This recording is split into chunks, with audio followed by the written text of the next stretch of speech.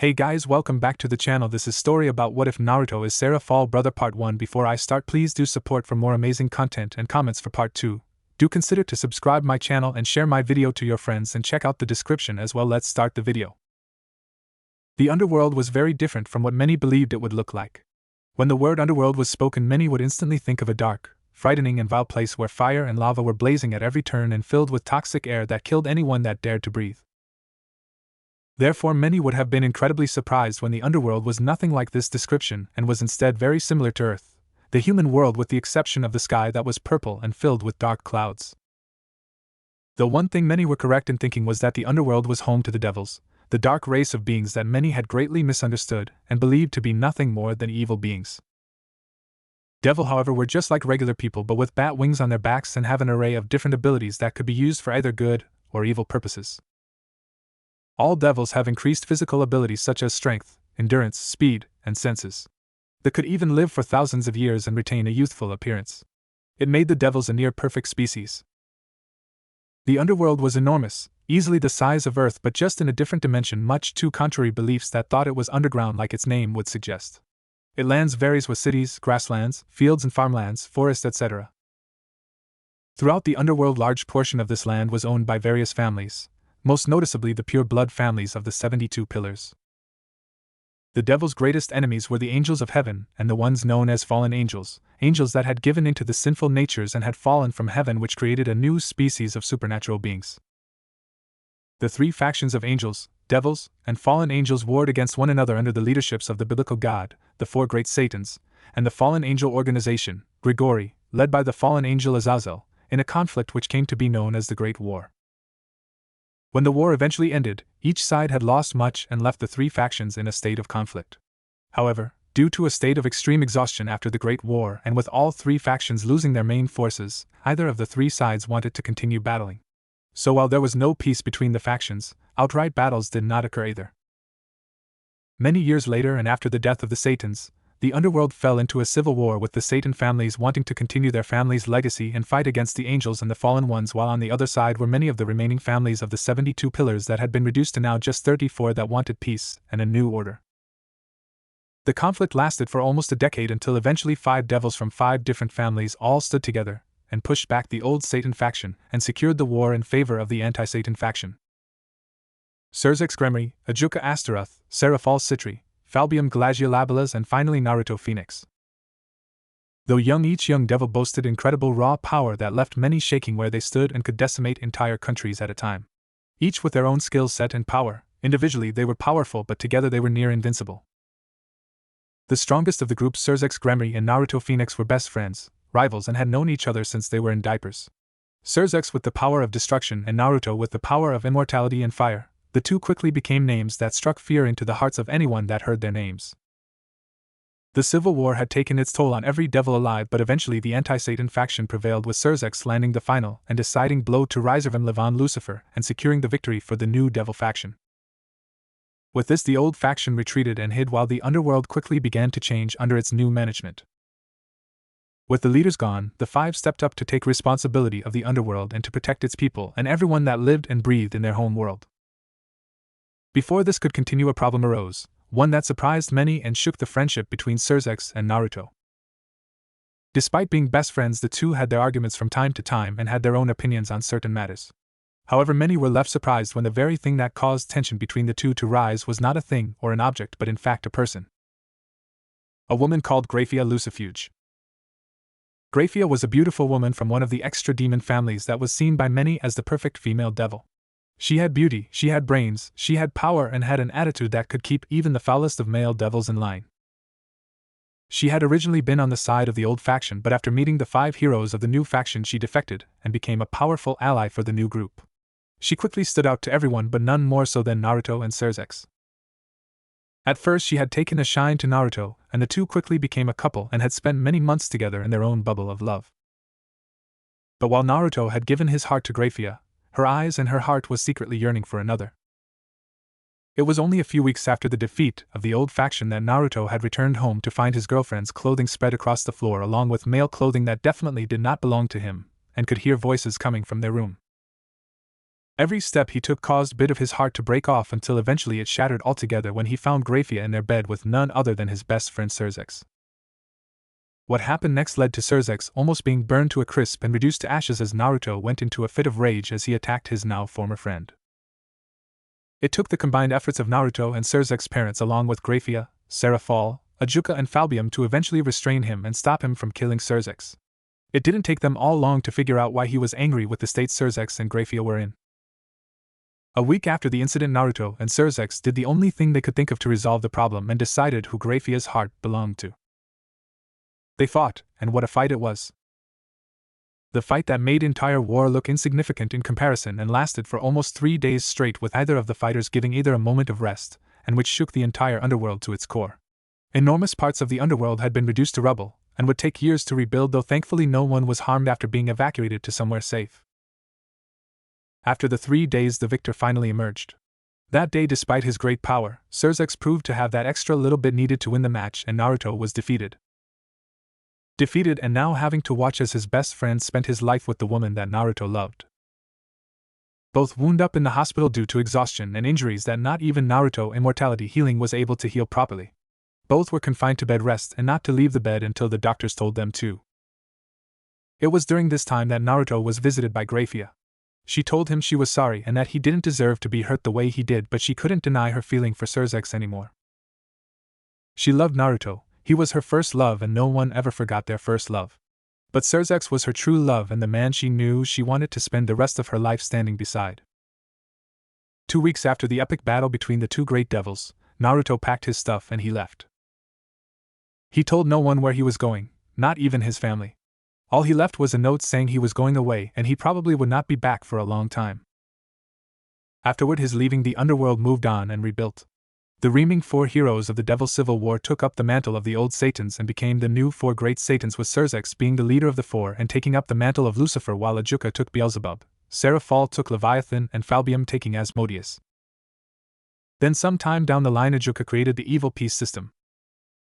With so few pure-blooded devil left and half of the 72 pillars now extinct, they needed to repopulate the underworld somehow, and that eventually led to the evil peace system. A system that allowed human and other creatures and people to be reincarnated and turned into devils. 200 years later. A pair of closed eyelids fluttered as the morning sun broke through the curtains and revealing the morning daylight. Continuing to flutter, the eyelids eventually opened and revealed a pair of blue eyes that shined like sapphires and stared up at the blank white ceiling. Tilting his head, the man looked at the alarm clock beside him and saw it read 8:30 before groaning. He grabbed a pillow and covered his face with it, trying to block out the sun. After a few minutes of silence, he let a loud sigh escape his mouth before he sat up forward and rubbed the sleepers out of his eyes. He was a young man in his early to 20s with tan skin and golden blonde hair that was kept short but was very spiky. He had a lean but muscular build that was built for both speed and power, and at full height would stand around 6 feet 1 inch. Along his right eye was a scar that went vertical and stopped above his cheek, while a few more scars covered his chest and shoulder, with one in particular still looking slightly red, indicating it was relatively new. He was Naruto Phoenix, eldest son of the current Lord and Lady of the Phoenix family, heir of the Phoenix family, and one of the great heroes of the Devil's Civil War. Blinking and rubbing the sleepers out of his eyes, Naruto Phoenix's gaze left his bed and traveled over towards the window that showed the city of New York stretched around it. Since his leaving, he had traveled all over the human world and met some of the most wonderful people he could have ever met, as well as fought some of the strongest as well. He had a knack for attracting powerful opponents. As he sat there and pondered, his thoughts went back to an old and familiar wound. Flashback. Naruto entered his home with a big smile on his face as a small velvet box was clutched in his right hand. His finger was gently tapping the top of it, showing signs of being nervous. "I hope she likes this ring. Mother always said a girl's best friend are diamonds," he whispered to himself as he closed the door behind him. He had been together with his love Grafia for a year now, and he felt ready to take the next step in their relationship. Some thought it might have been a little fast, but then again, with arranged marriages always floating around in the underworld, he figured most would be positive about this. 2 powerful devils like themselves marrying would have been a blessing for the underworld. It would be a positive sign for the future of their species and their home. He was about to call out when he stopped and stared at the ground where a gray lacy bra lay on the ground. Confusion appeared on his face, since Grafia was not known for leaving her clothes around or even being a messy person. Heck, she slapped him many times when he left even a sock out of place. Then, however, he noticed more of her clothing going up the stairs along with male clothing that he knew were not his. Seeing this made a sense of dread bubble up in his stomach as he took a slow step forward and began ascending up the stairs. Being careful not to make a sound, Naruto got to the top of the stairs and crept along the hallway, and towards their room, where he noticed his and Graphia's room door was slightly ajar. As he moved closer, the sounds of moaning could be heard. At his side, the hand holding the small box shook harder the closer he got. Eventually getting to the door, he heard Graphia and another man's voice. Graphia. Xerxes. Hearing that last name almost knocked the wind out of him, and he had to hold himself together to stop from dropping to the ground. All at once a wave of negative feelings hit him. Sadness, anger, rage, and the strongest one, betrayal. Slowly he dropped the velvet box, making a small thud while a steady stream of tears were beginning to go down his face. At his side, his fist stopped shaking and turned into fists. And then fire covered his fists, and the temperature skyrocketed. Did it just get hot in here? He heard Xerxes ask as the gremmy male head shot up, while Graphia looked confused at his face. I think it did. But that can only mean she stopped when her eyes shot open in worry and looked towards the door, only to find Naruto now standing there looking at her with betrayal and heartache. Naruto, she whispered as the two of them covered themselves up as Graphia looked at him with an apologetic look. She watched as he looked at her, his eyes shining from the angry tears before she saw him turn his attention to Xerxes, who had gulped and was trying desperately to put his pants on. Her eyes then widened even more when she saw him move. Naruto knew, she shouted as Naruto slammed into Xerxes and the two devils barreled out of the room and going through the wall. Graphia grabbed one of her robes and followed quickly, desperately trying to stop Naruto from killing Xerxes. End flashback. As he sat there, his thoughts briefly went to his family that resided in the underworld. The Phoenix family was one of the strongest and wealthiest of the remaining 34 families and was also one of the biggest. From the information he got on them from time to time, he now understood that he had two new siblings. Ruvel, who was his younger brother, had only been 5 when he had left his home, and now his brother had apparently gotten married and had a child of his own. Naruto also gathered that he was in the top 10 in the rating games that the new faction had created. He was proud of his younger brother, especially when he caught wind that Ruvel might be attaining the rank of Ultimate Class Devil soon. Apart from Ruvel, he gathered he had another younger brother named Riser as well as a little sister named Revel who apparently looked a lot like their mother. Thinking about his mother always made him feel guilty, and for good reason. He and his mother had always been close since he was the firstborn. While he and his father Minato Phoenix got on well enough and he loved his father greatly, his mother had always been a big part of him becoming who he was today. Layla Phoenix was the best mother he could have asked for, and he felt ashamed of the pain he had obviously put her through when he left. He just hoped she understood why he left. You're thinking too hard again, a whispered voice said from behind him as he felt a pair of long, smooth arms wrap around his shoulder as well as a nibbling feeling coming from his ear. Naruto patted the smooth arms and let out a dry chuckle before he turned his head and looked at the beauty that leaned across him. The person behind him was a beautiful woman with long blonde hair, gorgeous amber eyes, and carried a playful smirk on her face as she nuzzled into him. Though the most noticeable features she carried were the golden furred ears on top of her head, and the 9 gold tails with white tips at the end. I'm surprised you're up so early, Yasaka-chan. Usually you're a late sleeper, he said and let out a low chuckle when she slapped him on his bare chest while pushing her assets against the back of his head. I would, but I have this particular itch that needs to be scratched, she purred as he raised an eyebrow. I was hoping you could help me with it. You're insatiable, you know that, he said, making the woman grin. What were you thinking about? You looked lost there for a moment, she asked, having been watching him silently for the last 5 minutes. He didn't answer right away, but when he did, he just said one word. Home. She now sighed as she rubbed her cheek against his, showing him that she was there for him. She knew the main reason why he had left home, and her heart did go out to the devil. Then perhaps it's time to go home. I think nearly 2 centuries is long enough, don't you think? She told him, having noticed in the last few years he had this faraway look on his face when he visited her. Perhaps, but then again I have acquired a nice little quiet life outside of the underworld. It's been a while since any angels, fallen, or other type of creatures have dared to attack me. I think the message finally got across. Maybe it might have been due to the fact that you gave that foolish seraph quite the beating the last time you two met. When someone beats a seraph, I'm sure word gets around. The guy was asking for it, and you know it. He kept bothering me with his "my holy flames are stronger than your demonic flames." I think we have proven who the strongest now is. She nodded but traced the scar going down his eye. But he did leave a mark on you either way. He shivered a little at her touch as he put his hand over hers. It's just one more to add to the collection.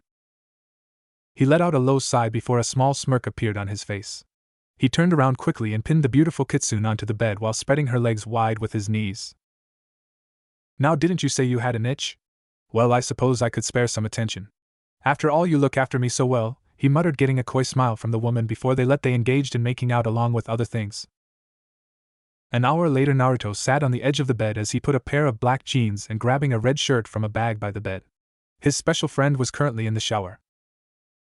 The woman name was Yasaka, a kitsune yokai and Naruto's first friend he made when he left the underworld. He had met her by chance many years ago when he was traveling through Kyoto, and the two met after she interrogated him. Though rough at first, the two steadily built a friendship over the years, and Naruto would regularly visit Kyoto to visit his longtime friend and catch up. Looking at her, most would have thought she was just another pretty face, but people could not have been more wrong.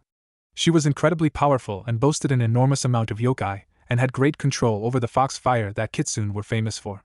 Then turning into a fox the size of a skyscraper made most collapse from a heart attack. Their current situation, though, was one of friends with benefits. It was thanks to Yasaka that he slowly began to get over Graphia, and she helped him eventually move past the silver-haired beauty.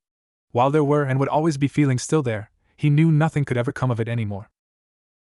The sex was just an extra for when either of them had that scratch that needed to be itched. They didn't exactly love each other in that way, but would admit there were some feelings there that had developed over the years, and many would mistake them for a couple when they were just walking around Kyoto. Both cared for one another, had a strong friendship where either would protect each other no matter the cost, and that was enough right now. Plus, Yasaka seemed to enjoy teasing him when she could and was not shy about flaunting what natural gifts she had been given when they were in private. You almost ready, Yasaka-chan? He called just as the door opened and Yasaka walked out with a towel wrapped around her body. Since Naruto was leaving later that day, they were going to spend some time together whilst Yasaka ran some errands. Be patient, my lovely phoenix. Us girls need time to make ourselves look beautiful, she said, winking at him and making him roll his eyes before he turned away and to give her privacy to get dressed. Plus, I need to make sure Kunin knows she is still grounded. What did she do this time? He asked. Kunu was Yasaka's 9-year-old daughter. They were the spitting image of one another, and he could see Kunu growing up to be incredibly beautiful just like Yasaka. She also inherited the kitsune love of making trouble. She put laxatives in the drinks of the other kitsune again, Yasaka said, making Naruto chuckle and shake his head in amusement. 20 minutes later, and dressed up in a traditional shrine maiden's outfit, they eventually left as an orange symbol appeared beneath them and teleported them away. With Naruto and Yasaka. They arrived in a small garden area about a mile away from Yasaka's home before the two began walking down a small path with Yasaka's arm wrapped around Naruto's. So where are we going? Naruto asked as he looked around her surroundings as Naruto began walking down a dirt path. I figured while we walk I could visit a young kitsune girl. As you know, it's our mating season soon, and this will be the first big one for this girl now that she is of age. I want to make sure she is prepared. Mating season, huh? Naruto said, feeling her tighten her arm around his. I remember those times too well. I got a call almost every couple of hours to come and satisfy you last time, didn't I? She gently slapped his arm while blushing slightly. Behave you. Getting rid of the blush, she turned to look at him. She's nervous. There is a boy she likes and she wants to make sure she can control herself when the time comes. You know what happens when we lose control. Yeah, do I, he muttered. He remembered it far too well. It only happened once, but Yasaka had completely given in to her primal urges and lost control of them. She basically tried to jump him at every turn and got very violent about it. In the end, he had to knock her out because she was becoming too unpredictable. And what about you? He asked as she looked at him. If mating season is round the corner, then have you thought about putting another bun in the oven, so to speak? The answer he got was a light laugh as she placed her head on his shoulder. Oh, maybe in a few more years. Right now Kunu is more than enough. Why you offering to help? She looked at him and saw his eyes lowered a little, and he smiled weakly. I did last time. Her eyes softened as a gentle smile appeared on her face too. Yes, you did, and I thank you every single day that you did that for me, she whispered as she thought of her daughter and then looked towards Naruto as she recognized the same look in their eyes. You know, you could tell her who you really are to Kunu. His reaction was a sigh which she knew was coming. You know I can't. At least not yet. I have enemies out there, and even people back in the underworld may cause problems. When I feel it's safe, then we will tell her. She nodded before the two fell into a peaceful silence as they enjoyed each other's company. After an hour of trekking along the dirt path and a lot of complaining from Naruto since they could have just teleported there, they eventually arrived at the apartment of the Kitsune girl in the northern part of Japan. While Yasaka had been here a few times to meet with the girl, hers and Naruto's face scrunched up when they felt a foul presence that the two were all too familiar with. I guess you're not the only one who had taken an interest in the girl. With that, the two jumped onto some nearby buildings and leaped across the rooftops until they arrived at a small apartment building where they immediately saw the new problem. Just outside the apartment building were two men and two women, each with a pair of black wings neatly folded on their backs. Fallen angels. As the two dropped down from the roof, two more fallen angels walked out of one of the lower apartments, one with a pair of wings and the other with two pairs of wings, which signaled he was the strongest of the little group. What caught their main attention, though, was the young girl that was draped across the other fallen angel's shoulders. Yasaka saw the girl and let a low growl come out from her mouth, figuring out that they did not have any good plans for this poor young girl and would most likely try and defile her. The fallen ones were known to be a very sexual race. Let's get going. Lord Kokobile will want to run tests on this one, the strongest member of the group said as the rest of them all nodded to his words. They stretched their wings and were about to fly when a cough interrupted them. Looking over, they saw Naruto and Yasaka watching them and leaning against a nearby car, one looking angry and the other emotionless. Yo, Naruto said with a small wave each before quickly noticed the glares that were sent their way. A devil and a kitsune, they all hissed out while the fallen with four's wings quickly went into the air to make a quick escape with their hostage. Before he could get very high, though, a powerful slam hit his chest that forced him back to the ground and land on his back. He sat there in a daze for a couple of moments before he winced at the pain, shakily stood up. All he had seen was a small flash of golden hair. Quickly he turned towards and faced Naruto. That man, he hissed out as a light spear appeared in his hand as the other fallen looked at him strangely. Sir never moved, one of the females said as Naruto smirked and gave him a taunt with her index finger, indicating for them to come get some. Impossible, I know what I saw even if it was brief. He hit me, no one can possibly move that fast. I guess they don't know me very well, Yasaka-chan, Naruto said before leaning away from the car. She had seen him move and was one of the very few that were able to. Gentlemen and ladies, I'm afraid I will have to ask you to give me the girl. I can't let you take a potential new friend away before I even get to know her. And by the looks of it, I doubt you have any good intentions for her, he said as cracked his hands and neck, ignoring the outraged look they were giving him. We can do this two ways. The easy way or the hard way, and trust me when I tell you this. You should pick the easy way. Their response was creating a batch of light spear in their arms and in the air of various colors. All Naruto could do was sigh and scratch his head. Don't say I didn't warn you, he told them before turning to look at Yasaka. You want this one, Yasaka-chan? Her answer was a coy smile as her tails began to show and her eyes began to glow with power as fire danced around her hands. I thought you would never ask, Naruto-kun, she told him before she disappeared in a great burst of speed and appeared in front of the fallen angels. Naruto just stood and watched as Yasaka made short work of the fallen angels. Underworld. At the same moment in time, another member of the Phoenix family sat on a royal-looking patio as a number of low to mid-class devils went about taking care of the large garden that was filled with bright and warm-colored flowers. Would you like some more tea, Phoenix-sama? A maid asked as she stood a few feet away from Lady Phoenix with a small tray in her hands with a freshly made pot of tea. Lady Phoenix, full name Layla Phoenix, was a beautiful young woman who, despite being many centuries old, still looked to be in her early to mid-20s with her hair held up in ornate fashion and blue eyes that all her children seemed to have inherited. Wearing a beautiful and elegant red dress, she looked nothing short of what a queen would look like and had the power to back it up as well. She shook her head and waved her hand politely. No thank you, was all she said as the maid nodded and returned to the kitchen to continue with her daily duties. She sat alone, not being in the mood for company right now and needed to clear her thoughts on her own. Recently her mind kept going back to one subject that made a stabbing feeling appear in her heart. Her eldest son Naruto Phoenix had been gone for 200 years, and she had no idea where he was, how he was, or even if he was still alive. The only way she got any kind of information about him was from the rumors and the gossip that would spread to the underworld. While it was never enough to get a pinpoint location on her son, it was enough to find out what he had been doing at least. For many of it she was left almost having heart attacks from the things her son did. Fighting hordes of angels and fallen angels on his own, confronting a dragon king, battling a seraph. If she didn't know that her son was extremely powerful, then she would have died from worry years ago. Her son was not only a prodigy but genius when it came to hard work. He didn't get his great power from slacking off. He would spend entire days, weeks, even months training non-stop to fully control and advance his powers. Naruto's power had always been an oddity though. He had the full Phoenix powers like other members, but the first thing they noticed was his flames were not orangey red like normal fire but were instead golden. Golden demonic fire that had the potential to be as hot as the sun. They were significantly more powerful than normal fire, and even his wind affinity was nothing to joke at. Layla made sure he trained extensively in both element aspects. The second oddity that stood out about her son was his demonic power in general. It was far higher than most devils, and even when he was young his raw power was already on par with a seasoned high-class devil.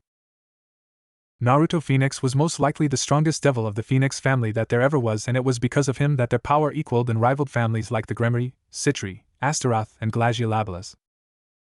It made her proud knowing her son was on par with the four great Satan, and that he had played a pivotal role in ridding them of the old faction. But with him gone, their overall power was now below those four families, since Naruto was the ace of their family, and while her children had potential and her second son Rival making a name for himself, it paled next to her oldest. And then there was the Gremory family that left a bitter taste in her mouth and made her face scrunch up in distaste. Her relationship with the Gremory family had all but been severed after their eldest son and now daughter-in-law had broken her son's heart. There was a time when she and the Gremory matriarch Venelina Gremory had been best friends and had grown up together, even when Venelina was still a Bale and neither had married or had children. But after the incident and watching her friend welcome Grafia into their home happily, the two had been strained greatly and rarely conversed with one another.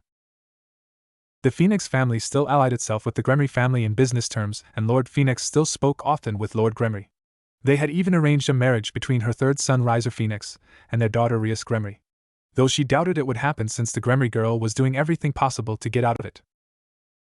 "Mama," she heard bring her out of her thoughts before smiling when she saw her youngest Ravel walking towards her with an annoyed look on her face. Her daughter looked like a carbon copy of her when she was her age but had her father's blonde hair like her other children par Naruto. If their hair was in the same style then they would have passed off as sisters. "What's with that face, my dear?" Ravel huffed in annoyance as she put her hands on her hips. Riser took his peerage to see Rias Gremory, and she still refuses to agree to the marriage. Plus she has this horrible pawn that is a complete pervert. He kept looking at all the girls' chests with this stupid look on his face. Layla Phoenix nodded and chuckled dryly as she listened to her daughter rant before she gently took her hand and led her to a seat in front of her. Taking her hair out of the pigtails, she summoned a brush before she gently started brushing down her daughter's hair. Ravel just continued to talk about the perverted boy and the Rias Riser situation, while Layla offered an ear to listen. Ravel slowly turned her head to look at her mother, and noticed the far-off look that was on her face. "What's wrong, Mama?" she asked, recognizing when something was wrong with her mother. She got a sad smile on her face. "I'm just thinking about your brother, and wondering where he is right now." Ravel quickly understood which brother she was talking about, and nodded as she shifted in her seat and clenched the skirt of her dress. The subject of her eldest brother was kind of taboo in the Phoenix home because any mention of him would make their mother sad and upset. Even her father was careful when bringing up the oldest son. "Do you think he would like me?" she asked timidly and quietly. She had never met her eldest brother since he had left long before she was born. She had seen pictures and had heard what he was like from devils that knew him. He was brave, kind, silly, and protective to the people he loved, and could be ruthless and cold towards those that threatened him, or his people. She felt the hairbrush stop moving along her hair and get gently pulled out. Before she could say anything, she felt her mother's arms wrap around her from behind and gently squeeze her hands while her mother's lips gently pressed on the back of her head. "He will. I know he will. And when he comes back, whenever that may be, we can make new and happy memories with him. I'm sure he will love spending time with his little sister. So do not fret, my child," she whispered. The mother and daughter shared a peaceful moment together, as they enjoyed one another's company as they thought about their lost family member. Beside them the Phoenix symbol appeared, and the third son Riser appeared out of it with an angry expression on his face, with his entire peerage aside from Ravel behind him. No rest for the wicked, she sighed inwardly as she prepared to listen to what her son now had to tell her. Back with Naruto. 45 seconds. That was slower than last time you were in a fight, Yasaka-chan. I fear you may be slowing down in your old age, Naruto teased as he watched his woman drag the now dead bodies of all the fallen angles and put them in a pile. The woman had temper when pushed the wrong way, just like these fallen angels had found out. Over his shoulder meanwhile was the young-haired girl that was still unconscious and now in his safe hands. "If I'm old, then what does that make you?" "Wizened, of course," he said, giving her a big grin which only served to make her eyes roll before placing the last body down on the pile. Watching as she moved to stand next to him, Naruto clicked his fingers and watched as fire erupted from beneath the pile and began burning at the bodies. "So what now?" "Now we go back to my home and we wait for this one to wake up. I want to make sure they tried nothing on her while they were in the apartment. Plus I need to make sure Kunu is behaving." Naruto sighed before smiling, having been used to her attitude for nearly 200 years. She knew him just as well as he knew her. Clicking his fingers again, an orange phoenix seal appeared underneath them and teleported them away, leaving the bodies to burn into nothing but ash. Sitting on a small rock in the middle of a wide open space, Naruto sat in front of a small fire, as he placed a few sticks with fish he recently caught and watched them cook. The sun beat down in the sky with very few clouds being present in the sky. It was a pretty nice day in his view. After leaving the underworld and knowing he could not just stay anywhere too long due to his power signature being recognizable, his usual form of lodging was camping in dense forest areas since it gave him the best option of not being found. Being one with nature and enjoying the wind hitting his face always eased the Phoenix Devil and always put a smile on his face. Ever since he was little he enjoyed the outside. Whether it had anything to do with his family's aerokinesis was a possibility, but the wind always soothed him. It was peaceful, and peaceful is what he was looking for. Plus around his campsite he had etched magic runes into the trees that normally helped conceal his location and kept him hidden. Only someone very powerful would be able to find him and see through them. A month had passed since he left Kyoto and said goodbye to Yasaka and Kunu. He traveled on foot across Japan and was now currently nearing a small town by the name of Kuo. He normally visited Kyoto every few months, where he would stay for about a week before he left to travel again. Since he had traveled pretty much the entire world during his 200 years away from home, there was honestly little left for him to see, and more he began staying in certain countries that he enjoyed, with Japan being at the top of the list. He just found Japanese culture and the country itself very beautiful and a pleasant place to live in. As he neared the town of Kuo, he could sense some devils and even some fallen within the town, but it was nothing that he could not handle. None were above the power level of a high-class devil. But he decided to camp outside of it just to play it safe. He was aware it was the territory of one of the devil families, but he was unaware of which one. If it came to a confrontation, he knew he could handle the situation quickly. From his seat, as he enjoyed the sound of the wind breezing past him and tickling his skin, the sound of rustling came from the side of him just as he picked up one of the cooked fish. He sat and watched as a black cat with amber eyes jumped out of the bushes and began eyeing his meal. Looking down at his meal and then towards the cat, he rolled his eyes and took the fish of the stick before putting the fish a few feet in front of him. "Go on, enjoy," he said, and watched as the cat slowly came forward, sniffed the fish before began eating it hungrily. Eating silently and happily, giving the cat an extra fish since it was looking up at him with big, glossy amber eyes. He was a sucker for cute things. "You must have been hungry, huh?" he said as the cat approached him and rubbed itself against his leg and making a loud purring noise. He scratched the top of its head and got louder purrs in return. He kept it up for a few minutes before he picked the cat up by the scruff of its neck and held it in front of his face, seeing the confused look on the cat's face.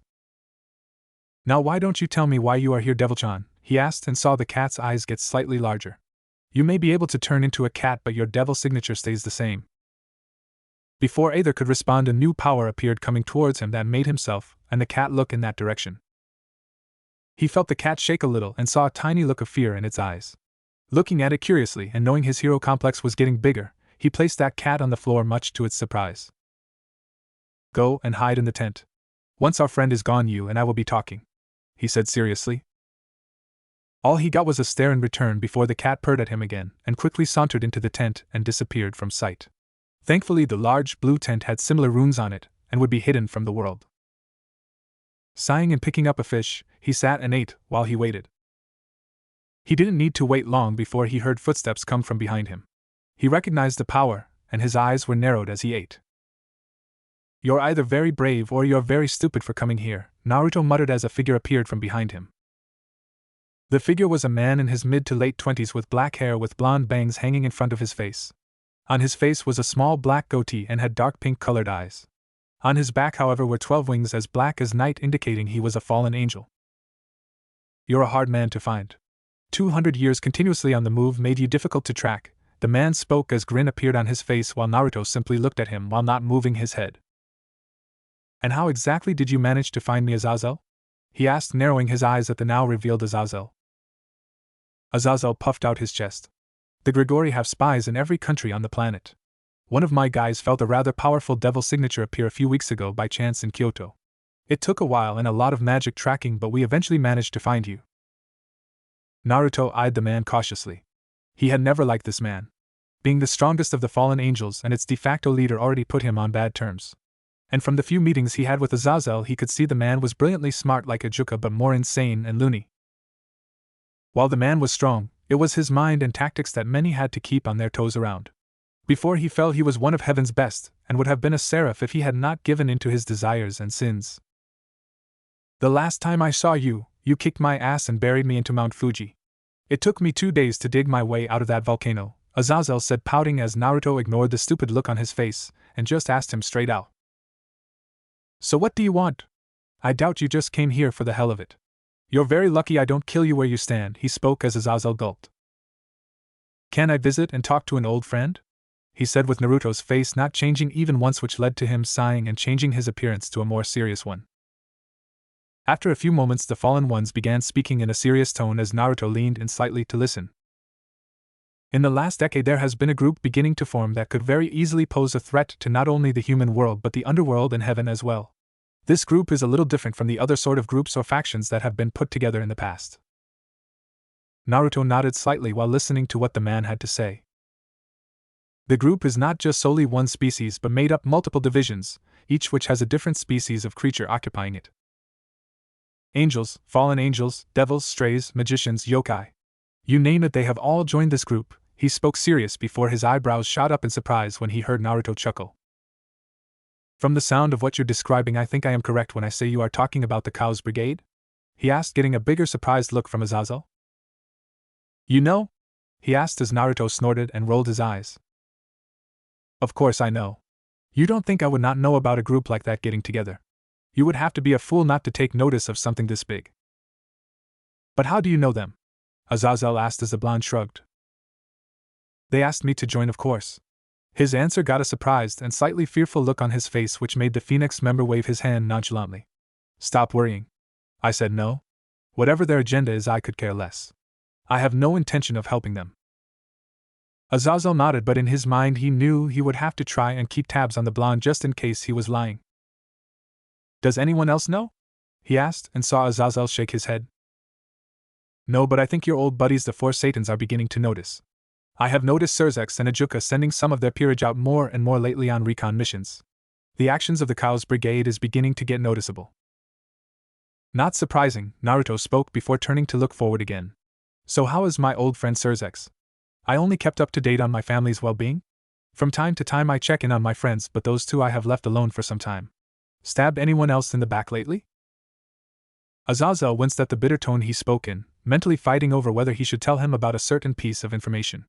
It was not known publicly around the world, but many higher-ups were aware of the situation between the three devils. What was the last you heard about Surzex and Graphia? Azazel asked, and noticed the twitch in the blonde's hand when he said her name. Only that he and Graphia were living a happy life as the mighty power couple of the underworld. About 15 years or so, I think.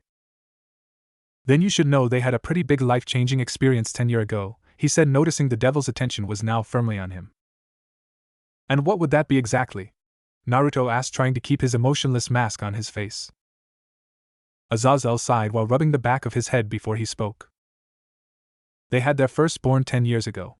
A little boy, I believe, he said, and quickly noticed Naruto look away and saw his right hand was firmly grasping the earth beneath him and making cracks in the ground. After 200, he was not surprised that the wounds still hurt. They felt quiet for a few moments as Azazel waited for the blonde to begin speaking. ICW, what's the boy's name? He whispered. Milikas. They named him Milikas Gremory. Milikas, huh? He said as his head gently nodded. That's Athat's good name. A strong name. I'm sure he will be as strong as his parents are one day with all that potential. Naruto sighed for a moment before he shook his head and went back to looking emotionless. Anyway, we're getting off track, and that's not the reason why you came here after all. So why come to me with this information? Why me of all people? Well, that's easy. I don't know what their ultimate goal is yet, but whatever it is, it can't be good, especially if members of the old Satan faction get involved, he said as Naruto got a dark look on his face. If the old faction even try, I will put them right back into the hole that they dared to crawl out of. Yes, but even you can't do it alone, Azazel told seriously. From what I can tell, they will target the underworld eventually. Whether it's people or land, a new potential war is brewing. The underworld will need you. Since when did you start caring about devils? I don't really, he said, shrugging. But many of my brethren live in the underworld, and you and I both know what war can cause. The pain, suffering, and death it brings. I don't want to see another war break out. Meaning this could be the chance for our three sides to put our differences aside and make a real peace treaty, and not this paper-thin ceasefire that we have had for centuries, Naruto said, noticing where the conversation was leading towards. In response, Azazel nodded.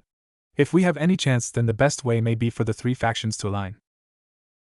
They spoke for 5 more minutes as Azazel explained it to Naruto, who was half listening and half thinking about the information he is being told. If the old Satan faction really were making a move, then he wanted to make sure they got put down on a more permanent basis. You should be taking this up with the Satans. Not me, Naruto said as he got up and began walking towards the tent. As was about to enter, he stopped and turned his head. Booty will keep my eyes open, and I will at least think about the possibility of going back to the underworld, he said. He turned around to walk away but stopped when Azazel now spoke up. In that case, you think you could do a favor for me? He asked, getting Naruto's attention again. He looked at Azazel for a moment before nodding at him to keep speaking. There's a kid I want you to look at who recently became a devil. Under Rias Bloodline. He has a lot of potential, and I have a feeling he is going to be right at the center of what's to come. Hearing about some reincarnated devil under Surzek's younger sister, he raised an eyebrow. While he knew about the young girl, he never delved any further into the Bloodline family than he had to. They left a bitter taste in his mouth, after all. What's so special about this kid? He asked, but never got an answer back as Azazel spread his wings and disappeared into the sky. Fallen bastard, he muttered under his breath before walking into the tent. The tent itself was a magical tent, meaning it was a lot bigger on the inside. While outside it looked like a simple 4-person tent, inside it was as big as a 4-bedroom house with a small kitchen with warm-colored carpet, mats, and furniture. There was even a bathing area. So Nico-chan, I hope you have some answers for me and tell me just who you are, he spoke as he looked over towards one of the bedrooms and saw a cat-shadowed figure run along the white sheet. He then watched as the cat grew and took on a human shape in the form of a woman with a very sizable bust, a pair of cat ears and 2 tails swaying from behind her. Stepping out, the woman stepped out in front of him completely stark naked and gave him a cheeky wink. Thanks, Blondie-kun. I owe you one nya. 2 weeks later. So that's Rias Bloodline, Naruto spoke as he stood on the top of a nearby building and looked down towards the 18-year-old girl who was currently taking part in a skirmish in front of Ko Academy. She was a pretty little thing with the familiar red hair and blue-green eyes that he recognized all too well. If not from the hair, then he would have mistaken her for Venelina Bloodline and could easily recognize her as Lord and Lady Bloodline's daughter despite never formally meeting her. He was currently watching as the young Bloodline girl was fighting a 10-winged fallen angel alongside her peerage and, to his surprise, 2 followers of the church, with one wielding a holy sword and the other wielding what looked like the Durandal. I have not seen that sword in a long while, he whispered as his hand came up to stroke the scar over his eye. Scanning the school, he could sense another high-class devil along with their peerage on top of the highest building in the academy. From what he could tell, they were creating a barrier to protect the school with. The devil's signature felt strongly like his old friend Seraphol. Some kind of relation, I guess. I did hear Lord and Lady Citri had another child some time ago. He stood and watched before wincing when the Bloodline girl blasted back but get saved by a brown-haired boy who he guessed was part of her peerage. They won't last long against Kokabeel, he thought as he had her arms crossed against his chest. They are nowhere near that kind of strength yet. Not even the Bloodline girl can pose a threat to him. I'm actually a little disappointed. I thought the little sister of that red-haired bastard would be better than this. I guess I got my hopes up, Naruto said, twiddling his fingers before his focus went towards the brown-haired boy that stood protectively in front of her. Though there is something special about that boy, he muttered, drawing attention towards the boy and looked him over. Everything about him looked normal, and he did not feel all that powerful. But what drew him was the gauntlet that covered his left arm. A sacred gear, but it feels and looks different from the others I have seen. It feels stronger. A Longinus, maybe? He scanned it with his eyes and played back in his head all the sacred gears that he was aware of, had seen and read about over the years. A red gauntlet with a green gem in the center of it, he thought. After a moment of silence, and he sucked in his breath. The boosted gear. I remember reading about it many years ago. The boosted gear, also known as the Red Dragon Emperor's Gauntlet. It has the spirit of the Welsh dragon, Draig, residing within it. It has the ability to double the user's power every 10 seconds, and is one of the strongest sacred gear in existence, Naruto said to himself while shaking his head. No wonder Azazel was so interested in this kid. Naruto sighed and clicked his tongue as he turned to his left, and was not surprised to see Azazel standing on a building a little ways off, watching the battle as well. He then turned his head and saw Azazel motion to the battle. I'd better stop these kids from getting killed. Damn rookies, he muttered before his wing shot out and went into the air. He didn't want to get involved, but he couldn't let them die, even if one of them was the sister of the red-haired bastard. Outside Ko Academy. ISSCI, Rias Bloodline shouted as she slid along the floor and caught her pawn Issei Haidu before he could hit the ground, cradling his head in her lap as he tried to catch his breath. Bucho, he winced out as she cupped his face and looked around on the battlefield. All her peerage members were current down and out for the count. Her knight Kiba Yudo, Bishop Asia and Rook Kaneko Tujo were unconscious to her left with her wounded queen, Akino Himejima, standing protectively in front of them. To her right the church follower Irina was out for the count while Zenobia was barely standing and using the durandal to keep herself upright. Looking behind her she looked towards Sona and her peerage and could see the sweat along their foreheads. They would not be able to keep the barrier up for much longer. Stay behind me, Bucho, her pawn told her as he shakily stood back up and the gem on his boosted gear glowed. No, Issei, you're not strong enough, she said, grabbing his arm tightly. You'll die in your current state. In front of her the fallen angel Kokobile was laughing as he began listing reasons why he would not fall, and how he would make their deaths as painful as possible. Stay with me, Issei. Stay with me, Rias whispered to her pawn as she held her arms around Issei protectively, daring the fallen angel to make a move. Time to die, Gremory, Kokobile called out as light weapons appeared all around him. All Rias could do was gulp and grip Issei even more. It was times like this that she wished she was not so weak. Why she couldn't be more like her brother and sister-in-law. Enough, a strong voice suddenly muttered as a blast of fire shot forward and sailed towards Kokobile. The fallen angel deflected it with a light shield but was unaware of the spear made of fire that was thrown towards him until it buried itself into his shoulder, knocking him back and putting him on one knee. Who dares? He shouted, looking around frantically for the person who dared to harm him. I dare, the same voice said as everyone's attention turned to the left of them. All they saw was parts of Naruto's body, who had his face hidden by the shadows of the night with only his blue eyes remaining visible. You have been a thorn in the side of many, Kokobile, and tonight I will end you once and for all, he declared as her eyes narrowed towards the fallen angel. Fool! Who do you think you're talking to? Kokobile shouted as light swords began appearing all around, all easily as big as cars, and made the young devils all gulp when they saw Therm. The swords could kill them at any moment. Naruto, though simple, shook his head before he decided to show this fallen angel what real power was as he released part of his demonic power. The moment he did, anyone that was remaining to stand suddenly dropped to the ground as a pressure that one had ever felt before suddenly slammed into them and kept them pinned. Even on the rooftop, Sona and her peerage dropped to the ground, releasing the barrier unintentionally. Kokobile, though, had began to sweat, barely able to stand up from the weight of this man's demonic pressure. Rias and Akino, who were on the ground, both gulped as they felt the power coming from the mysterious man. It made their power look tiny in comparison. The only person Rias could think of that had power like this was her brother. Naruto outstretched his arms, and they all watched as fire formed all along his arms, and they all felt the temperature of the air suddenly go up drastically. So much so that in only a few moments they were sweating up a storm from the sudden heat. Take this, Kokobile shouted as dozens of light swords flew through the air and sailed towards Naruto, who remained in his spot and looked at the attack lazily. Boring, he muttered before he waved his hand gently, and everyone watched as thick an enormous wall of fire suddenly appeared in front of him and destroyed the enormous light words as if they were nothing. Hadarubi, he whispered as small golden ball appeared behind Kokobile, with the man being none the wiser that they were even there. Then just as Kokobile was about to turn around, they shot forward and each ball of fire hit one of his 10 wings and set them on fire. The screams of pain from Kokobile was enough to make the devils wince at their opponent had tried to shut it out. It looked and sounded so brutal that even when they tried to look away, their eyes just kept getting drawn back to seeing one of their natural enemies get crippled. Naruto looked across from his opponent as Kokubile struggled to stand up as whatever was left of his wings just dangled from his back, burnt far beyond recognition. And the fire was still burning them even when there was nothing left to burn. Golden fire flickered across his arm, and before anyone could even blink, Naruto was gone, and had moved at such a great speed that the people that had their eyes open and paying attention only saw the movement of a yellow flash. Looking around, they all heard Kokubile wince and cry out in more pain. Turning around, they all now saw that Naruto was standing in front of the man with his head hidden with Kokubile's body as his left fist was buried deep into the fallen angel's stomach. Blood quickly shot out of the fallen angel's mouth from the powerful hit, and formed a strong-looking light sword in his hand. Swinging it, it looked like it was about to connect when they watched their savior lazily move his head to the side, showing just a little of his head before quickly hiding it again.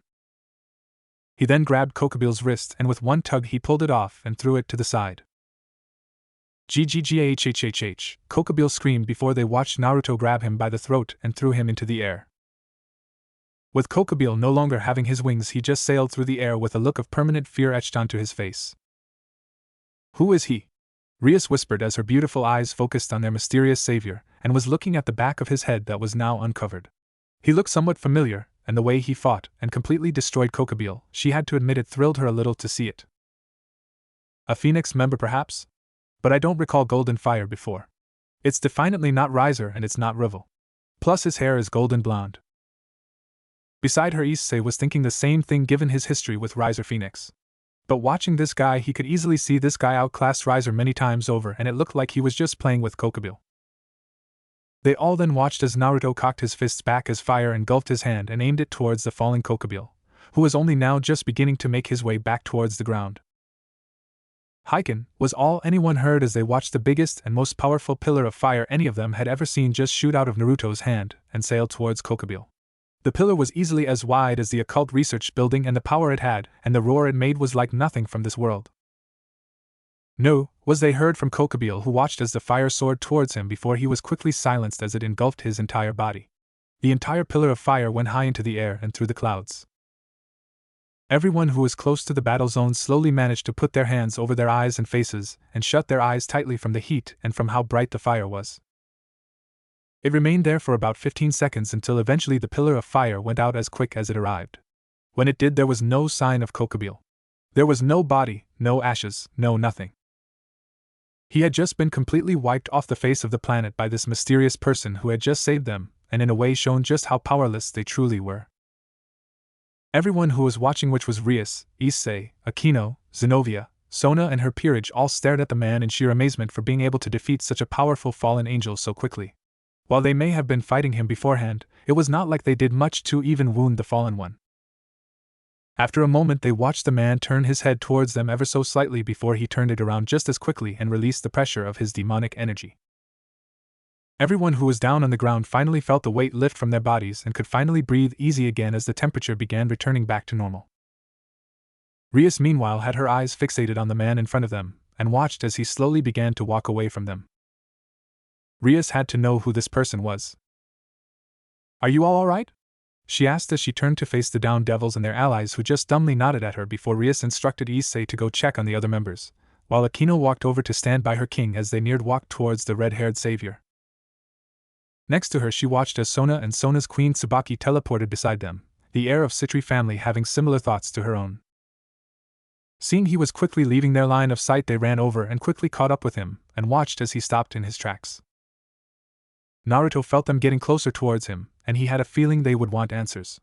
Rias because she had the Gremry curiosity, and Sona because she had the Citri brains like her parents. He didn't turn around, but the girls could see he was listening to them. Thank you for saving us," Rias whispered to her, giving her a small bow that was followed by a bow from Akino, Sona and Tsubaki. "But tell me, just who are you?" The four girls stood there together, all waiting for a response from their mysterious savior. After a moment of silence, they heard him speak.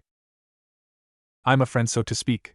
Someone asked me to step into this battle if I saw any of you were in danger of being killed. Since I could see that you couldn't handle Kokubile, I decided to step it." "So you're a devil?" Rias asked as with him nodding. "Then what part do you come from? Are you a pure blood, a reincarnated, or a stray?" He let out a low chuckle at her question. "I think you already know the answer after watching." Rias nodded, thinking she knew as well, while Sona spoke up. "You're from the Phoenix family?" It's strange because I don't recognize you and I recognize most in the underworld. Correct, So-chan. Your intelligence precedes you, he said, making her blush a little from his tone before she narrowed her eyes. Don't call me that, she said, puffing her cheeks like a child. It just made him laugh even more. Nah, aren't you adorable? I bet Sarah-chan has the best time teasing and playing with you, doesn't she? He said, surprising the four of them. You know my sister? Sona asked, looking surprised. I know all your siblings along with your parents, he spoke as his eyes turned to look at Rias just for a second, and said girl could see the calculative gaze he was giving her as if trying to make a decision about her. Naruto couldn't help but feel a little weary around her. He had not made his mind up on what to think about the Gremory girl just yet. Then why have we never seen you if you know them, and why do you keep your face hidden from us? Surely you're not an ugly person, Akino asked, giving him a nice smile with the others leaning in. He tapped his finger on his chin as he thought about his answer. While he could not see them, he knew they were looking very inquisitive. He had missed teasing people like this. It was so easy for him. Let's just say I have been away from the underworld for a very long time and I am rethinking a few things. And I don't show my face because I don't want to, he said as he laughed when they fell flat on their faces. A phoenix symbol appeared beneath him, indicating he was about to teleport away when Sona took a quick step forward. Who are you? At least tell us your name. You already know my name, Naruto said in a tone that surprised them, since it was all serious and business-like, just like their older siblings when they knew playtime was over. My actions today left clues as to who I am. You will just need to put the pieces together. Naruto quickly disappeared and left the four girls behind, with Sona in particular going over what he said and putting her brain into overdrive. We know who he is, she thought as Rias and Akino began to walk away with disappointed looks on their faces while Tsubaki stuck close.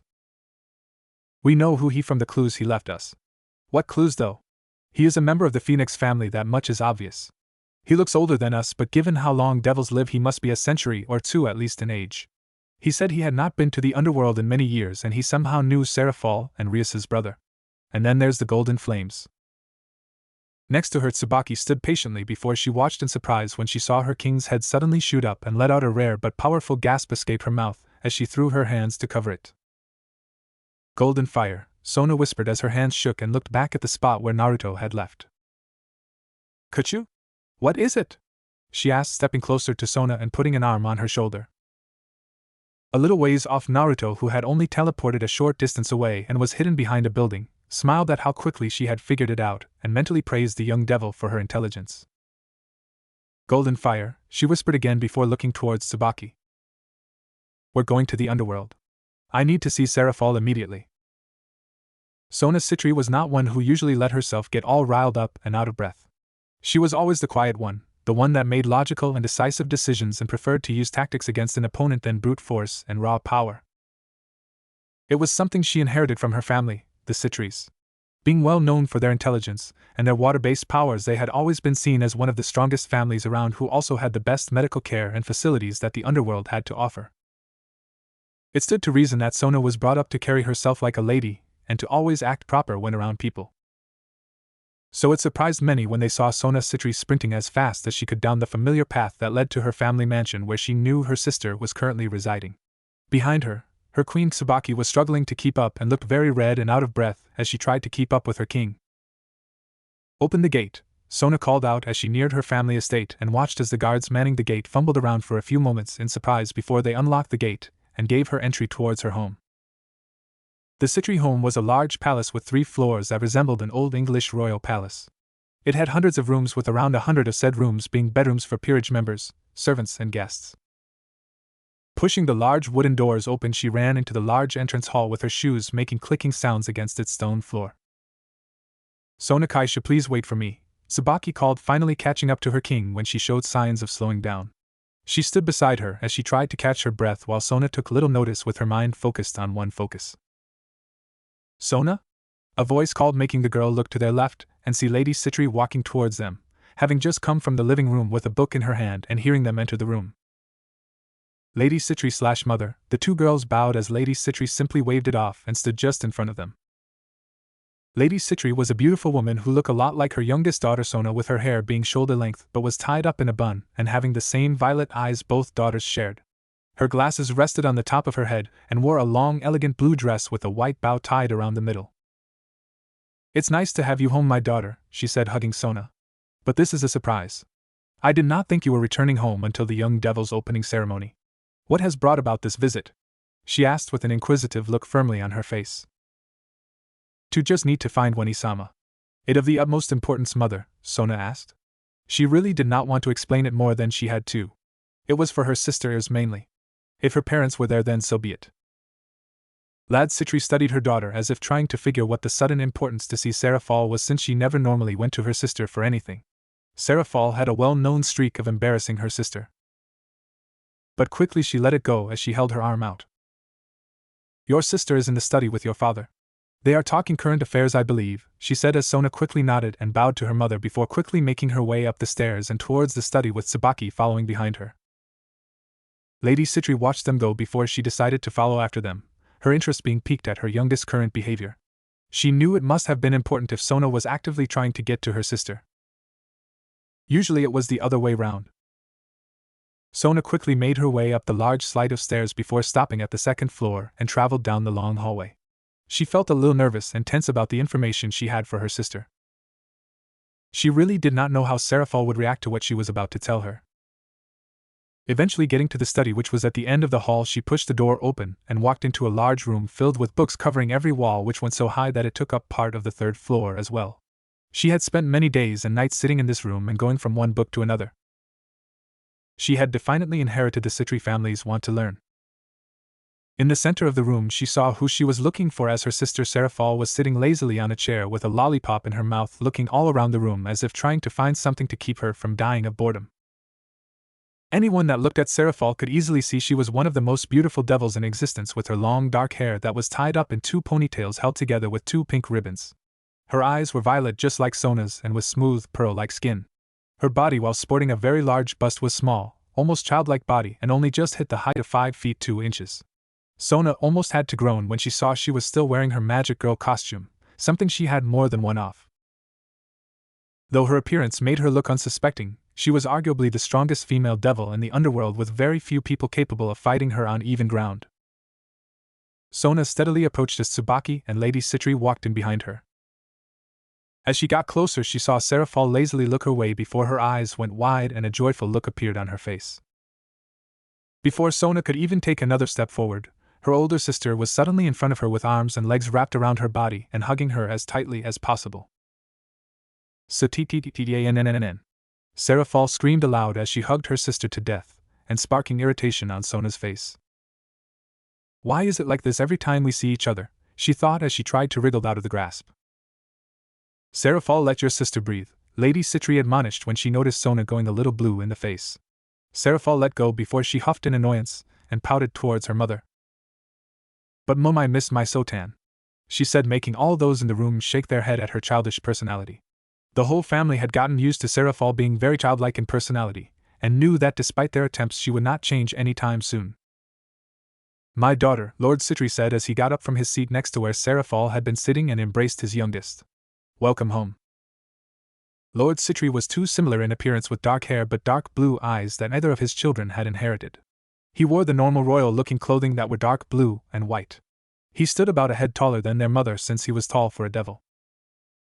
Thank you, father.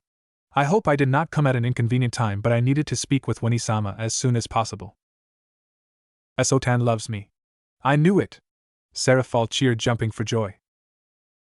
Seraphol stopped at this instant. Lady Citri chided, which only made Seraphol stick her tongue out at her, while Lord Citri sighed and rubbed his forehead. Behind Sona, Tsubaki's sweat dropped as she watched the Leviathan Satan argue with her mother, as a bonk on the head courtesy of Lady Citri just made the girl more active and did little to subdue her. Seraphol, please calm yourself while your sister tries to speak to us, Lord Citri said to his daughter, but said girl was too hyped that her beloved little sister wanted to speak to her personally. Seraphol had a very unhealthy obsession with her sister. She was a big-time siscon. Sona watched as Seraphol whined and complained to her parents, and began to grow irritated at how her sister was acting. She should have seen this coming and decided to just get the piece of information she had out there. We were attacked by Fallen Angel today and was almost killed. She started making her family stop talking and look at her. She watched as her mother looked concerned while her father and sister looked angry.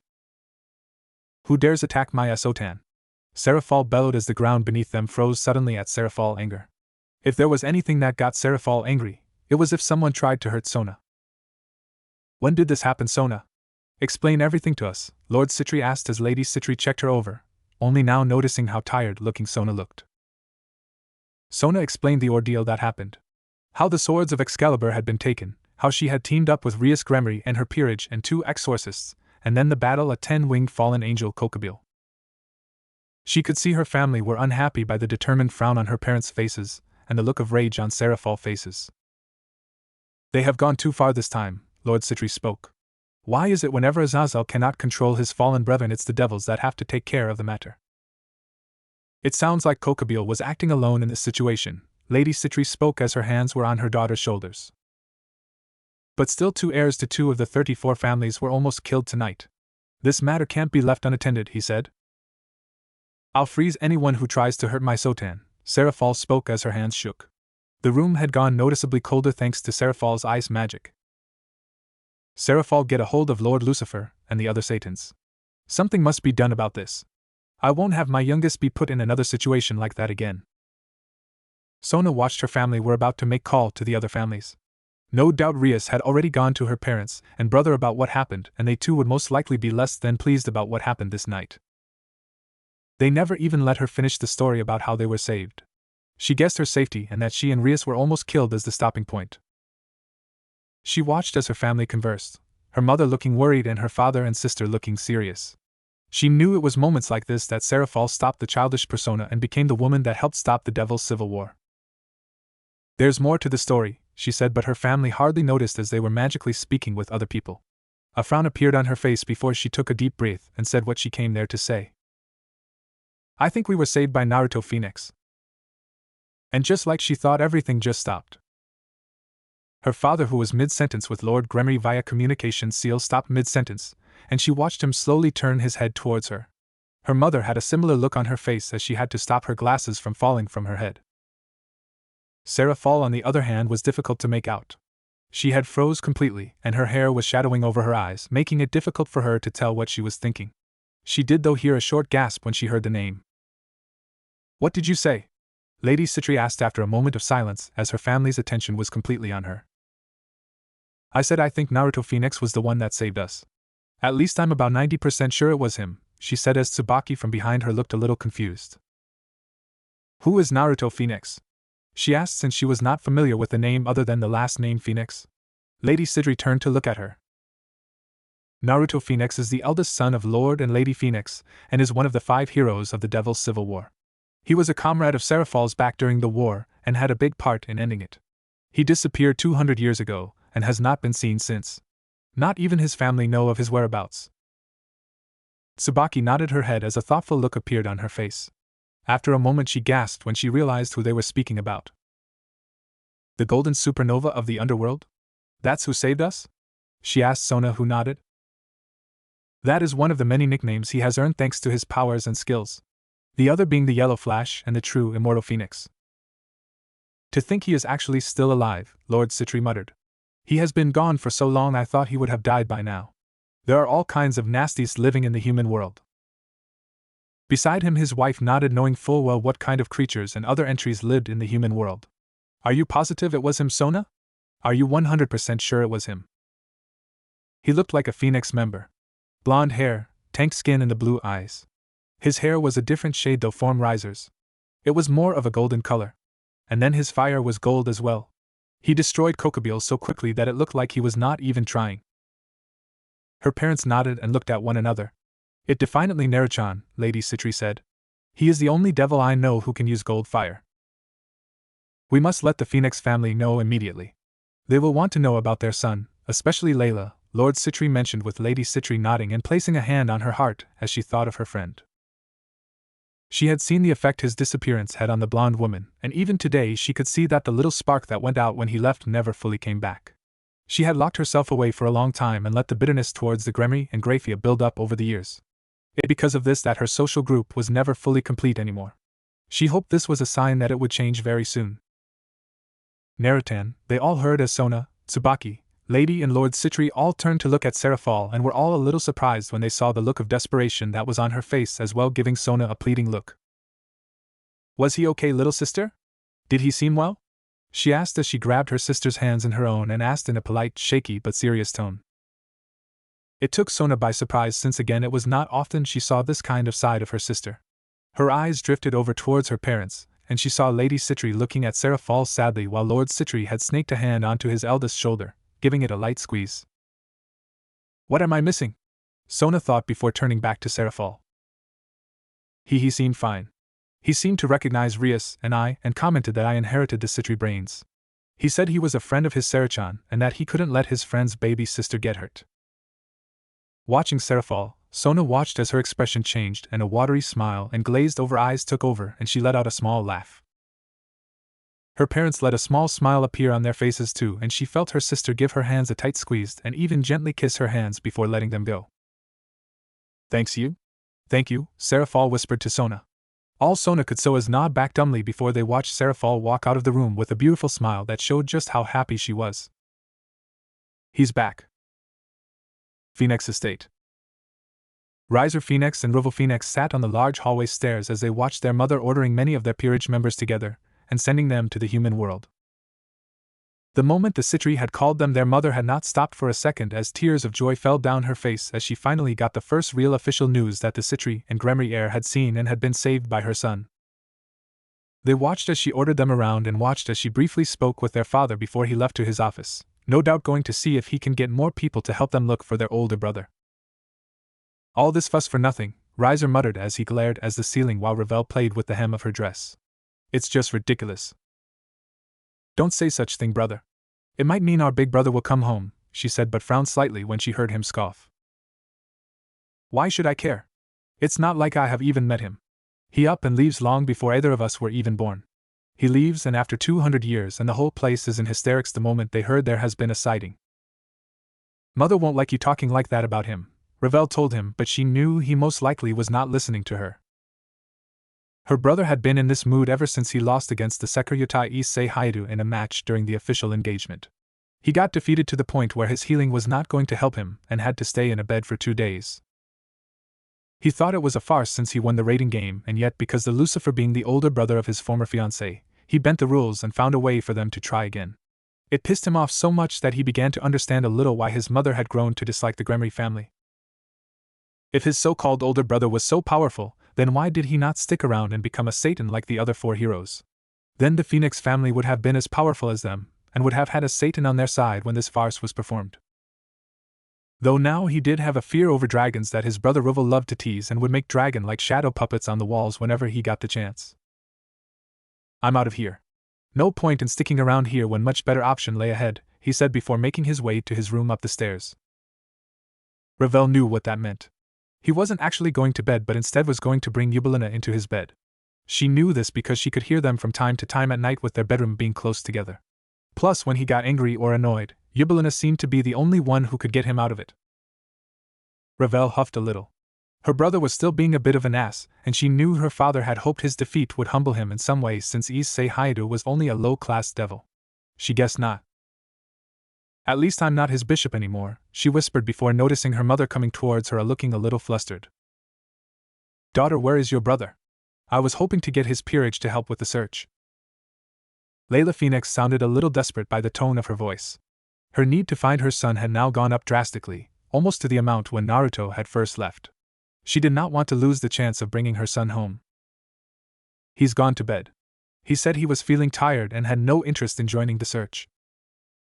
Ravel shuddered at the dark look appear on her mother's face and noticed her fists shake slightly at her side before taking a calming breath. Riser had that effect on his mother. Everyone in the family was aware that Riser never had any nice or good to say about their eldest brother. As far as he was concerned, the moment he left he gave up the right to be a member of the Phoenix family. He never fully understood why his parents, especially his mother, was obsessed with finding him. In some way she knew that he hoped Naruto never came back. Riser and Layla had gotten into many arguments when it came to the eldest Phoenix. Whenever he bad-mouthed their brother, it was their mother, father or rival that would put him in his place.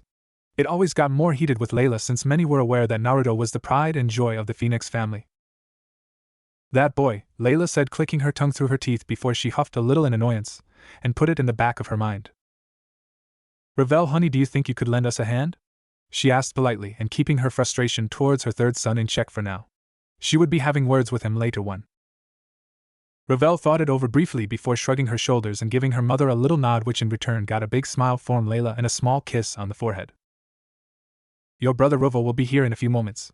You can head off with him, she said as Ravel just nodded again before watching her mother leave and head towards her father's study. Ravel sat quietly on the stairs as she waited for her older brother. She did not have to wait long before the phoenix symbol appeared and a gush of fire burst out from around it. She rolled her eyes since Ravel liked to make a flashy entrance just like Riser. Her brother Ravel looked like an older version of Riser and was about an inch taller in height. With blonde hair and dark blue eyes like their father along with the usual tan skin, the only thing that put him apart from Riser was that he wore dark blue noble clothing. She watched for a moment as her brother appeared in the room before she stepped forward and hugged Ravel, who smiled at seeing her. Little sister, he said politely as she gave him a small smile. Mother said to go and help you look. I hope that's okay, she asked as Ravel let out a small chuckle. I would be happy to have the extra help. No Riser, I take it? He asked, looking around for his younger brother but saw her shake his head. He said he had no desire to help, she said, and watched as Ravel clicked his tongue just like Layla had done moments ago.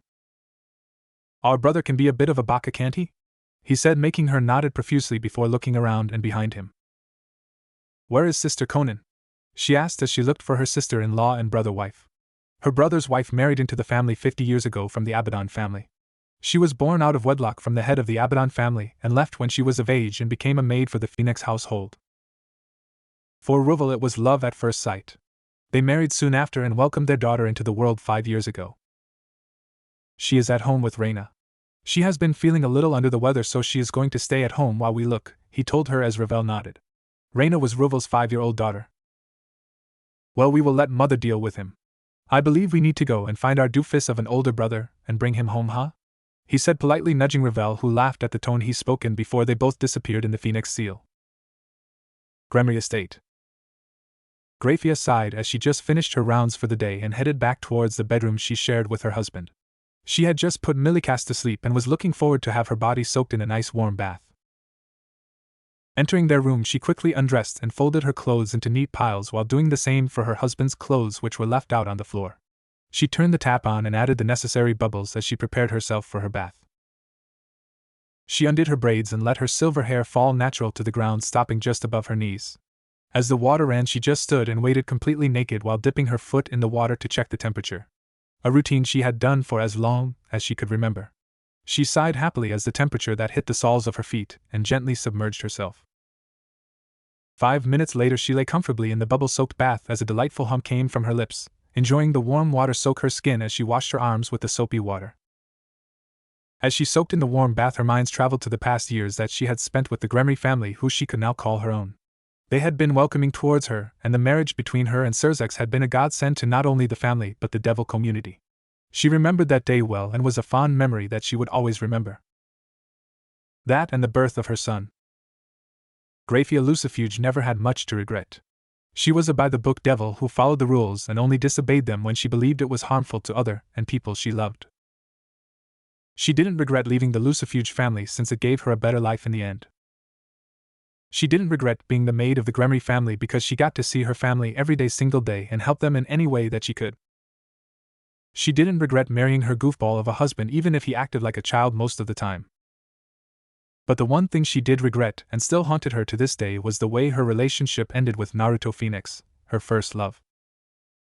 She had never intended for him to find out the way he did, and the look on his face when he saw Surzex and her together was just too painful to put into words. The heartbreak and the rage that followed was enough for her to shake at the mere memory. The affair between herself and Surzex was not planned in any way. It was meant to have been a one-time thing that they would both forget about, but neither did. And that grew into love.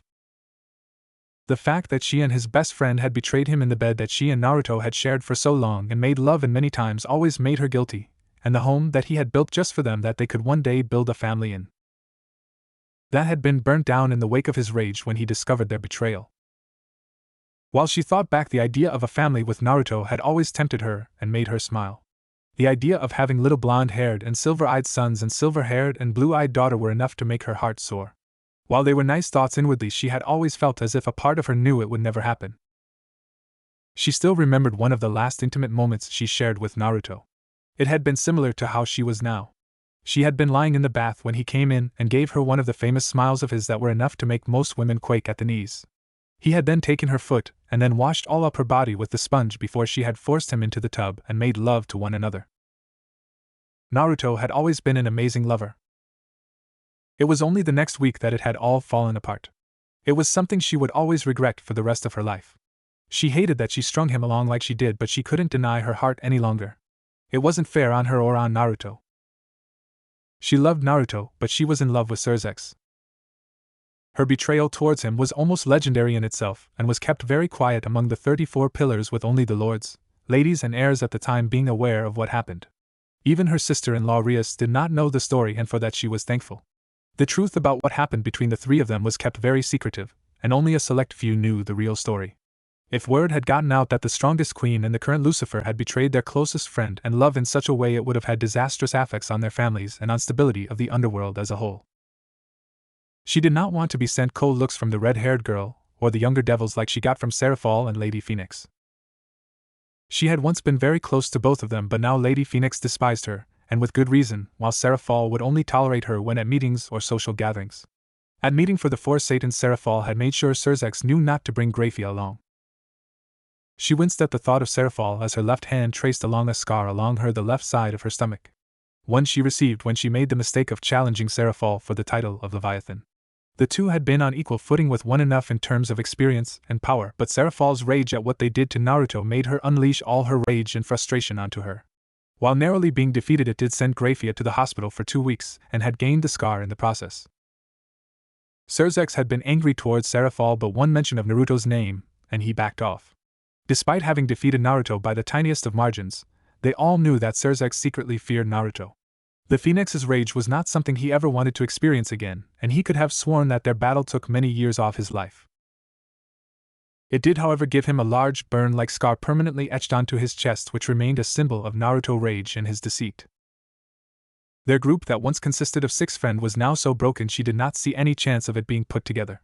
Naruto had been the glue of that group, and without him it fell apart very quickly. Seraphol became more childlike and bitter towards them. Ajuka became a recluse who barely left his lab. Falbium became so lazy that the military of the underworld barely did more than odd chores, and Surzex would become more playful and silly. Graphia would be honest and would say that she missed him. She wanted to hold Naruto again and say how sorry she was. She wanted him to be her friend again. She wanted him to meet her son. If not for Naruto Phoenix, then she would not be with them right now. She wanted to make amends, but she just didn't know where to start. Breaking out of her thoughts, she watched as the door to the bathroom creaked open and her husband peered his head through the door and gave her a smile. She happily smiled back and motioned for him to come closer, but frowned and sat up when she saw he looked almost nervous. Surzex never got nervous. Not unless it was something she was scolding him about. Something happened. There has been a development in Ko, he said as he walked in and sat next to the bathtub with his back to her. This now had her worried, hoping nothing happened to Rias or her cute little peerage. She listened to him explain what happened with Kokabile and the holy swords and how they had been stolen, and was amused at how little security the church had put on those weapons. When hearing that Rias and Sona may have been killed tonight, she breathed a little harder as her anger towards fallen angels grew. Her opinion on fallen angels were not very high, and she never expected much good to come from them. How did they survive the encounter? I don't recall you sending anyone to help them, she asked, a little confused at how Rias and her peerage had survived an encounter with a 10-winged fallen angel. We're not sure whether it's true yet, but Sona has a very strong suspicion who it was and matched the description of a certain someone we used to know. Lord and Lady Citri along with Seraphol have said her claim is correct from the description given. He watched her face become confused, trying to wrap her head around what he was telling her. He got her attention back though. He's come back, Graphia-chan, he said, taking her hands into his. After 200 years he finally made an appearance. And just like that she knew who he was speaking about as her free hand flew to her mouth and let her eyes widen and moist over. Graphia was not one to show her emotions to just anyone or to any situation, but the information given to her right now was too much to keep up that facade. Dodo, they know where he currently is? She asked shakily and was quickly saddened when she saw her husband shake his head. He disappeared the moment he defeated Kokabile. Apparently he had brief words with Sona and Rias, but quickly left. Sona figured out who he was, but Rias is oblivious right now, he told her before noticing his wife's expression. He decided it was best to give her some space and left the room to let her continue bathing. Grafia stayed silent for the rest of the night and sat in the bath well after the heat from it had gone. She stared up at the ceiling for what felt like hours, mulling over this new information. Inside, and what she knew was her herd, she ached. She loved Surzex, but even now she knew a little part of her heart was always going to love the legendary Phoenix hero that made this life possible for her. With Naruto. Walking into his magical tent, Naruto quickly made his way inside only to stop immediately with his eyebrow beginning to twitch in annoyance. The whole place was a mess. Pillows were thrown all over the floor, plates were left out on the tables, dish rags and clothes hung on the backs of chairs, and he could have sworn he could smell a mixture of catnip and perfume lingering in the air. "I leave for just a day and this happens?" He spoke as he began walking forward only to stop when a figure appeared to his right and lunged at him. Sighing because she kept trying this, he simply moved out of the way and caught onto the figure's bare ankle before dangling them upside down. "Must we keep doing this, Kuroka-chan?" Said woman grinned playfully at him as he dangled her upside down and had the decency to look away when her black kimono fell down, revealing her naked body. Kuroka was extremely beautiful and easily one of the most beautiful women he had the pleasure of knowing. Her long flowing midnight black hair went all the way down to her lower back, and her amber eyes bordered on being gold with cat-like pupils. Her black cat ears and two tails were displayed proudly and twitched every couple of moments. Her dress consisted of an elegant black kimono and walked around barefoot with a pretty-looking silver anklet wrapped around her ankle. Though wore no underwear underneath her kimono because she openly said to him many times that it felt too constricting. "But it's so fun, Naya," she said, patting her cheek as Naruto gently lowered her to the ground when he saw her robe was slipping sewn. "You're no fun, Naya," she complained as she sat up. "I'm sure it is to you, but to me it shows you're a little clingy. To think the black stray cat was really a lovely house cat that wanted some attention," he said, noticing her pout and huffed in annoyance.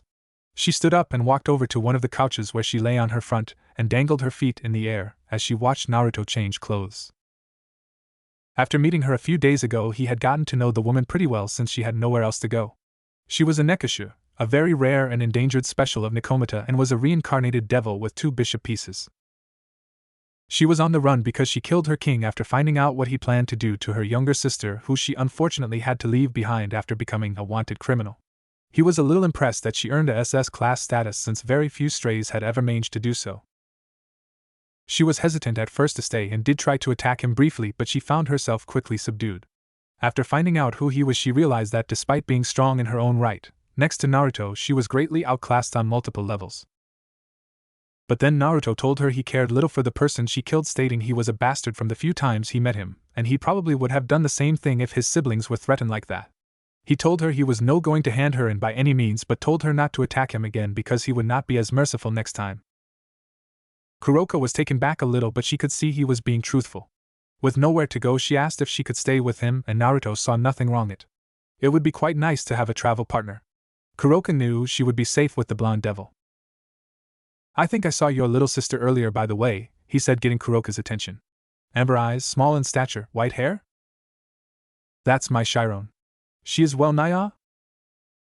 "She seems so. She was unconscious when I saw her, but physically she seemed healthy and had friends with her," he told her, as he explained what had happened. That's good," she mumbled. "And the fallen angel was quickly taken care of?" she asked as she watched Naruto as he walked over towards her wearing a pair of sweats and a black vest, revealing his muscular frame, which, if he was paying any attention, made her blush a little. "He is long dead. I don't see anyone surviving being turned into ash particles," he said as Kuroka nodded and was inwardly happy that her little sister was safe. As he went to sit down on one of the opposite couches, he stopped when Kuroka took his hand and guided him onto her couch. As she sat up, she pushed him onto his front before straddling his back. When she saw him looking at her with a raised eyebrow, she giggled. "I'm giving you a massage. It's the least I can do after all for saving my sister and giving me a place to crash nya. I have very magical fingertips," she whispered into his ear, making her hot breath tickle against his skin. Knowing there was no point in fighting this, he shrugged and lay his head down as he felt Kuroka's hands rub against his shoulders and push down against the muscles. He had to admit she was not lying with the magical fingers, as she sent waves of pleasure and ease through his body as she massaged each muscle extensively. He had been given massages before from Yasaka, but Kuroka had the magical touch. His whole body was quickly feeling at ease and didn't feel like moving anytime soon. "Where did you learn this?" he asked as he put his hands beneath his chin as she worked on the middle of his back. The response he got was a little giggle. Being on the run for 7 years has allowed me to pick up certain skills along the way. Massages is a great way to pickpocket people and gain some extra cash as well as knock them out with the right touches. Plus it's handy that I am natural at it, she told him as she just watched him nod. She wondered if he was even listening. On top of him, Kuroka was smiling coyly at the reaction she was getting from the powerful devil. She found out very quickly that he was a powerful person, and Ti helped that he was so nice and giving on top of that. His power felt almost endless, and it inwardly thrilled her. She was an attractive female who desires to be taken by a powerful male. If she could lay with this man, then she might have the chance to complete what she had always desired. Being a little daring, she leaned down and pressed her large bust against his back and breathed hot air into his ear that made his neck hair stand on end. "Is there any other way I could say thank you for looking after me?" she whispered sexily in his ear and putting her attractiveness to good use. She firmly believed that if you had it, then you should flaunt it. Before she could say anything else, though, she suddenly felt her hair fall freely down her back and a sudden lightness hit her head. Her hands trailed up to her hair and gasped when she felt her headband was not there anymore but was instead in the hands of the man beneath her. "This is a very beautiful headband," he said, looking it over. "It shows true craftsmanship. Where did you get it?" "And my mother gave it to me when I was a little girl." Just before she passed, she answered with the gobsmacked look not leaving her face. He then placed it gently back in her hair. "It suits you, but you should let your hair down more. It's a shame to let such beautiful hair stay pinned up all the time," he said, giving her a smile that was now making her feel flushed. "Oh God, what's happening to me?" she thought as she watched Naruto turn back around and pick up a communication seal slip that had began glowing for the last few seconds. Answering it, she saw a beautiful blonde woman with fox ears on her head, and from what she could tell, she was looking similar to her with a flushed appearance on her face. "Naruto, I need you now." They both got the message loud and clear as she watched Naruto remove himself from beneath her. He told her would most likely see her tomorrow or maybe even in a few days before he left quickly, going to keep his beautiful and by the looks of it very horny kitsune woman satisfied. He almost forgot it was the kitsune mating season. He was in for a hell of a night. As he left and told her to stay out of trouble, Kuroka just sat there in silence with her eyes still wide as her hands clutched her headband. At that moment, Naruto not only gained her trust and loyalty, but he also just gained her love and heart. The blonde phoenix sighed as he stared up at his tent ceiling as he mulled over the position that kept waking up in for the last week. Since coming back from his session with Yasaka the Nekasha that he had been letting bunk with him for the last 2 weeks and become extremely clingy and needy.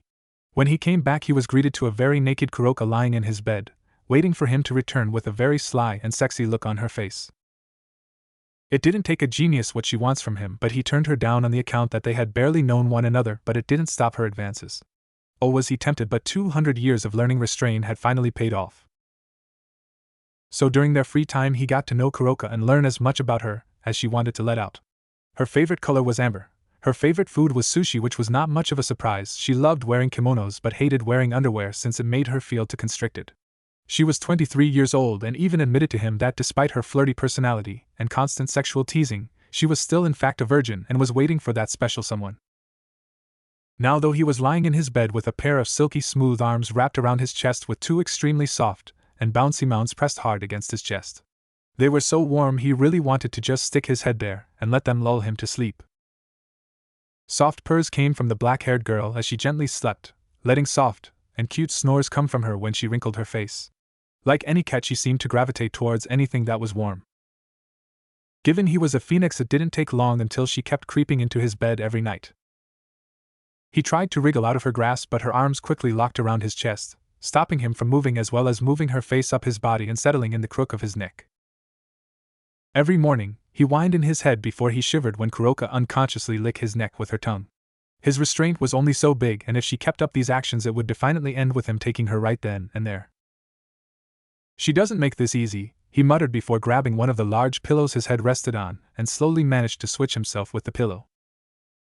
He watched her face scrunch up and hold onto the pillow tighter, already noticing the switch, and was not happy with the loss of her heat source. She moaned in her sleep in annoyance while Naruto took the moment to shower and get dressed.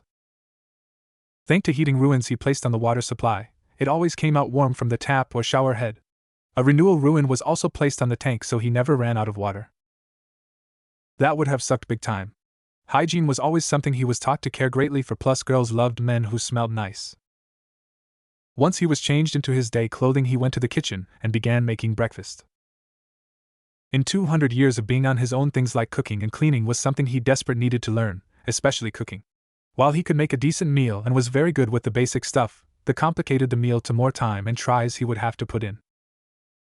For this morning he stuck with a simple English breakfast with scrambled egg, toast, bits of bacon, tomato and sausages. On the side was a juicer where he would make freshly squeezed orange justice. There was nothing better than eating something that you made from scratch. As he whistled a tune and tapped his foot on the ground as he made breakfast, he was not surprised to feel long slender arms wrap around his waist, and for a soft cheek to rub against the arch of his back. "Good morning, Niall. Come back to bed with me. I want my heat source back," she purred as low purring reached his ears. Turning his head, he saw she was only being covered in the bed covers with her cat ears and tails out proudly and twitching every couple of seconds. "Sorry, Kuro-chan, but I have business to take care of today." "Oh, business, Hunya?" she asked as her hands roamed all over his chest. They slid down his front as she felt his muscles and admired amazing physique that he had earned thanks to healthy living, plenty of training and the odd tumble in the bed. Though when her hands began traveling a little too south for his liking, he quickly playfully swatted them away, much to her disappointment. She had tried to see his member over the last week, but somehow he kept covering it up at the last moment, or turning to face the other way just when she got close. Even when he was asleep, he somehow kept avoiding her gaze. "Maybe I can come with you on this business? I can wear a sexy business suit. I promise you will like it, nya." She thought she had him when Kuroka saw him lean down at her and faced her with his face only a few inches from her face. Then he saw her lean in, and Kuroka for the first time in a long time felt a blush beginning to form. She closed her eyes and puckered her lips as she prepared to feel his lips crash not her. But instead Naruto's finger was placed on her lips. "Maybe next time, Kuro-chan." She saw the playful grin appear on his face as her blush was revealed on her face. She pouted and whipped around to face the opposite direction as her arms crossed below her, and tried to look annoyed and him leading her on like that. They sat in silence for about 10 minutes as Naruto laid breakfast put in front of them, getting a small thankful from Kuroka as she began to eat. For a girl with a body like Kuroka's, she sure ate a lot. Once he had finished and washed his plate, he went to exit the kitchen and was preparing to leave. "And what is it that's so important that I can't go with you?" she finally asked, still with her arms crossed as she turned to look at him. She saw him glance in her direction as he put his shoes on. "I'm visiting an old friend today, and if you came with me, could not guarantee that you would return unscathed," he said, serious, as he left the kitchen and grabbed a jacket. "While I admit we have not known each other very long, where I am going could put you at risk as you currently are," he said, making her realize he was talking about the underworld. "I kinda like you, Kuroka, and I will admit I have enjoyed having you around lately. So you have to understand that if I say it's too dangerous for you, then I mean it as the truth." Kuroka stood watching him, frowning. "He just doesn't want me to get hurt," she thought before she quick-paced over to him. A week with Naruto had made her see the different sides to him. The soft, kind, gentle and goofy side that he mostly showed. There was also the serious and stern side when business or things along that line came up. Then she knew by reputation the third side to him was the ruthless and merciless warrior that was responsible for defeating the old devil faction. He was both a complicated and simple person, and he intrigued her to no end. She pressed herself against him and looked up at him with her big amber eyes staring directly into his blue ones. "But you will come back safe, right?" she asked with a soft voice that Naruto recognized as the real Kuroka, when she was not trying to flirt or tease her way into getting something. "I'll come back. I promise," he said, and chuckled when she stuck out her pinky finger. He interlaced it with his own and then watched as she leaned up and placed a soft kiss on his cheek as her cheek went a little red before she disappeared to finish breakfast. Naruto stood there for a moment wondering just what had gotten into Kuroka this past week before deciding to put it to the back of his mind for now. Kuroka meanwhile ate her breakfast, wondering when the right time was to tell him that she was his now and until forever. Underworld. Stepping out of the Phoenix magic symbol, Naruto quickly found himself standing outside of a large castle that stood out in the middle of nowhere with no signs of life anywhere within the vicinity. Of course he chose somewhere sorkless, he said to himself as he walked forward and, showing great strength, pushed the large wooden doors open and began walking inside. The great hallway was lit up like a Christmas tree. Multiple doors lay on each side of the wall with a large elevator right at the end with metal doors. Beside the elevator doors he saw an intercom system. Walking forward, he pushed for the elevator doors to open but was not surprised when they refused to open and he heard a voice call out from the intercom system. "Who is it? I'm too busy to see anyone right now. Make an appointment or something," a dreary voice called, making his eyes roll and shake his head. He leaned forward and pushed the button of the intercom. "Hey dumbass. You either let me down to that home you call a lab or I will burn this place to the ground and roast your ass." He was not surprised that he got silence for the next 30 seconds before the voice spoke again. "Naruto?" Looking up to the right corner of the ceiling, he saw a video camera moving in his direction and stop when it landed on him. He gave the camera a wave and it was only a second later that the elevator activated and the metal doors opened. A minute later, Naruto watched as the elevator doors opened and he found himself staring at a large warehouse-like room underneath castle with countless test tubes, crash test dummies, machines, tanks, giant chess pieces and all kind of weird stuff that he would expect from the man he was visiting. Walking forward, it did not take Naruto long to find the person he was looking for. Said person has a very powerful and recognizable signature. "Ajuka," Naruto said, letting a small smirk appear on his face as the man in question turned around and lifted his welding visor to reveal a young man the same age as Naruto. Ajuka was a handsome man with short black messy hair and brown eyes with a light complex. While other devils would have worn royal-looking robes specifically designed for pure-blood devils, Ajuka stuck with a tattered pair of jeans and a greased shirt that had rips going up and down the sleeves. "Naruto Phoenix. It's about damn time you came back," the said, standing up, standing at a similar height to Naruto as the two grasped hands before going in for a one-armed hug, patting the other's back as they did. While he was not as close to Ajuka as he had been with Surzex or Serafal, he was still a greatly valued friend and comrade who had each other's back during the Devil Civil War. He was the same age as Naruto and Surzex, and had been part of their group of friends for as long as he could remember. "Well, I guess I had to come home eventually," he said, taking a step back and looking around the place. "I guess I should not be surprised that the current Beelzebub has not changed all that much." "You're back for good now.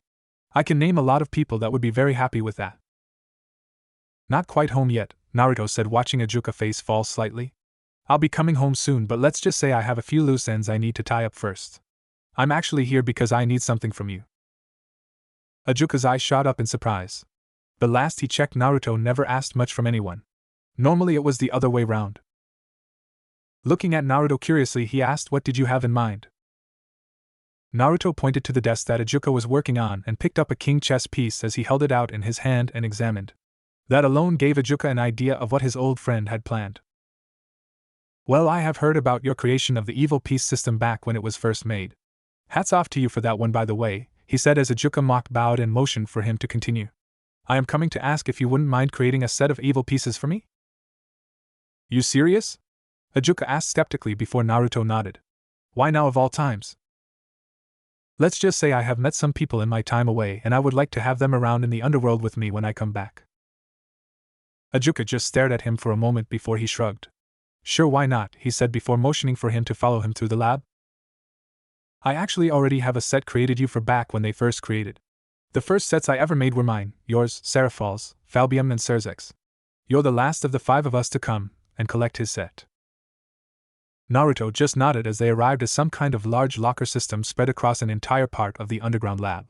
They had letters on separate categories of the lockers with the first letter from the surname. "PPPI, here we are," Ajuka said as his wings appeared out of his back and he flew up into the air.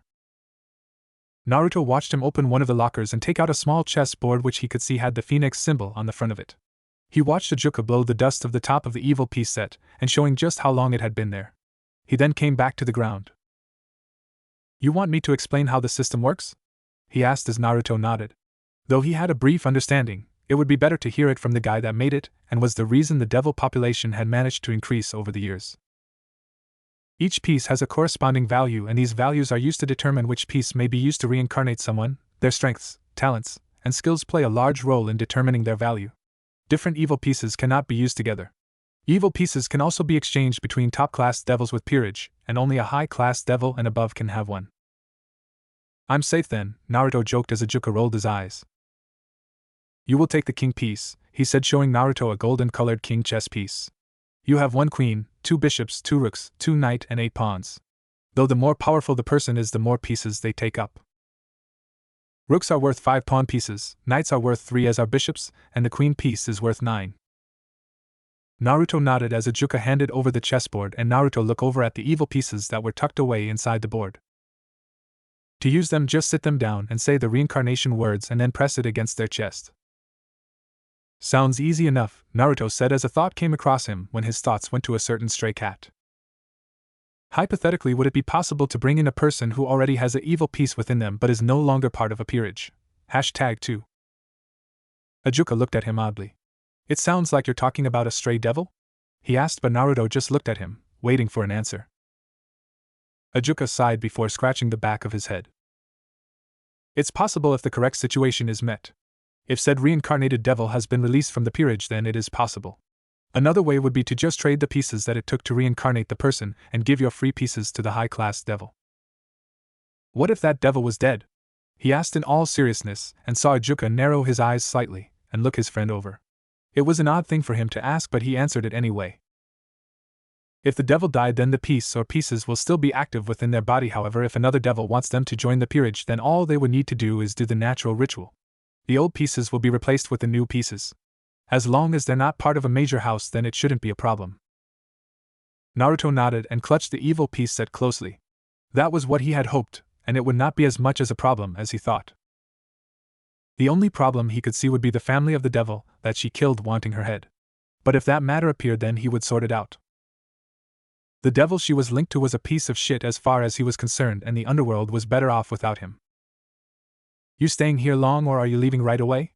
I know of some people that would very much like to see you. Naruto nodded. I will be coming back to the underworld properly within the next week or so. I'll see them then. If I know Seraphol as well as I do, she will no doubt find out the moment I step back on Phoenix soil. Ajuka nodded but out his hands in his pockets. I was actually talking about them, he said with Naruto now narrowing his eyes, knowing full well who he was talking about. I have nothing I want to say to those two backstabbers, he said as Ajuka put his hands out in his defense. Hey, I know what they did was bad, but they are sorry, and I know they want you to know that.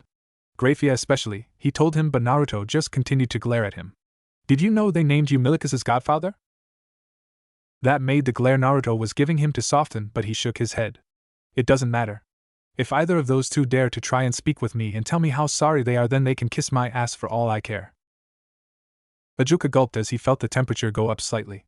I have no hate for their kid, and I'm sure he is a sweet boy, but I want nothing to do with that family. Not again. Ajuka nodded and thought it was best to let the topic rest now. He had seen Naruto when he got angry, and even he did not wish to fight him when he was like that. The two old friends caught up, and Naruto spoke about the things he had seen, done, and the people he had met, while he asked Ajuka what life as a Satan was like. The simple answer was that it was boring, and he really hoped to retire within the next century. Being a Satan was not all it was cracked up to be.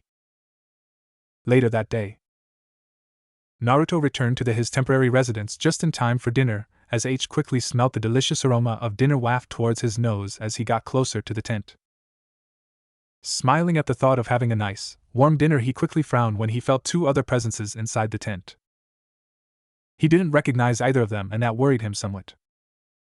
Stepping inside, he saw Kuroka in her usual black robe with her arms crossed in front of her as two boys looking around the age of 18 stood in front of her. One had blonde hair that was neatly swept to one side with blue eyes and wore glasses that rested on the bridge of his nose.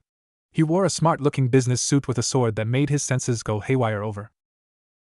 A holy sword that was more commonly known as Caliban.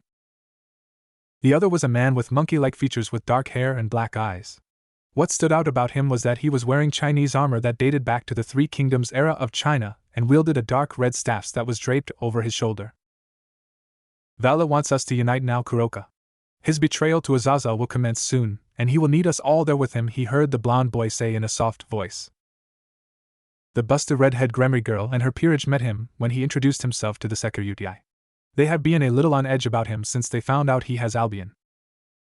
I know, it's just something came up. Something I was not expecting to happen. I can't leave now. The Cows Brigade will be moving soon, Kuroka. We need you to come with us now. If you don't, then your safety will be in jeopardy.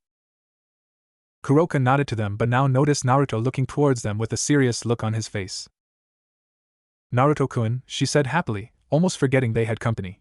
She had just finished cooking dinner when her two guests had appeared. She was not entirely sure how they managed to find her, but she knew they had friends who would make it look like child play to find someone. "Who are you and why are you here?" Naruto asked, removing his jacket and making his way over towards the two. "My name is Arthur Pendragon, descendant of King Arthur Pendragon," the blonde boy introduced. "And this is Biko, descendant of Sun Wukong. We are here to collect our comrade." "Comrade, huh?" he asked and saw Kuroka gulp as her ears and tails drooped. She forgot to mention that. "Forgot or not, she needs to come with us. Our group leader is expecting us all back soon." "Well, I think Kuro-chan has made it clear that she does not want to go with you, so you'll find that you will be leaving empty-handed," he said as he took a step closer. "We don't not wish to fight with you, devil, but we will if it proves necessary," Arthur stated as his fingertips brushed against Caliban. "We were also here to ask you, Naruto Phoenix, if you would join the Cow's Brigade." A snort was their answer. "I already gave my answer and I declined. Whoever your boss is should really stop trying to recruit me. I have no interest in your little group." "I see, well, it was either that or we should try to eliminate you," the boy said as Naruto watched his body tense up, as did Biko, who had a playful look appear on his face. "Boy, you're 200 years too young to even think about challenging me." "You sound awfully cocky and sure of yourself," the descendant of Sun Wukong said playfully as Naruto shrugged. He didn't care much for what these two teen had to say. "Call it what you will, but I know my power and I can sense yours. I've met the true Monkey King Sun Wukong and you don't even compare to him," he said to Biko, who gulped slightly at the mention of his ancestor. "And you," he said, now looking at Arthur. "If you think just because you wield one of the strongest holy swords and that it makes you indestructible, then you are greatly mistaken. I have fought against that sword before along with its sister swords. So do not think it scares me in the slightest, because I have seen much worse." The moment he did, though, he saw Biko extend his staff and it shoot towards him, while Arthur drew Caliban. He narrowed his eyes at the staff and saw it was covered in a thick veil of energy that he was familiar with. Senjutsu. The staff was about to hit him when Biko, Arthur, and even Kuroka were surprised to see Naruto simply move his head to the side before he grabbed the staff. By grabbing it, he yanked it forward, making Biko fly forward in surprise before a fire-enhanced kick slammed into his stomach, knocking the wind out of him completely. Arthur held Caliban out in front of him and looked ready to strike with the holy sword, but had to stop when Kuroka appeared in front of him with her eyes looking more cat-like and let out a low hiss from her mouth and arms stretched out in a protective manner. "Don't touch my chosen or I will put you in the ground, ya," she said venomously, and the three males were surprised at how violent she sounded. The way she said it made it sound so toxic that Arthur and Biko both had to take a step back from how surprised they were. Naruto eyed her curiously as fire danced around his hands before he decided to put it out. He thought over what Kuroka has just said but would come back to it momentarily. "Leave," was all Naruto said as he flared his power once again, but this time at a level of an ultimate class devil. It made the entire room shake and they could hear the wind increase all around them. The ground beneath them shook as well, while anything made of glass within the magical tent began to crack over.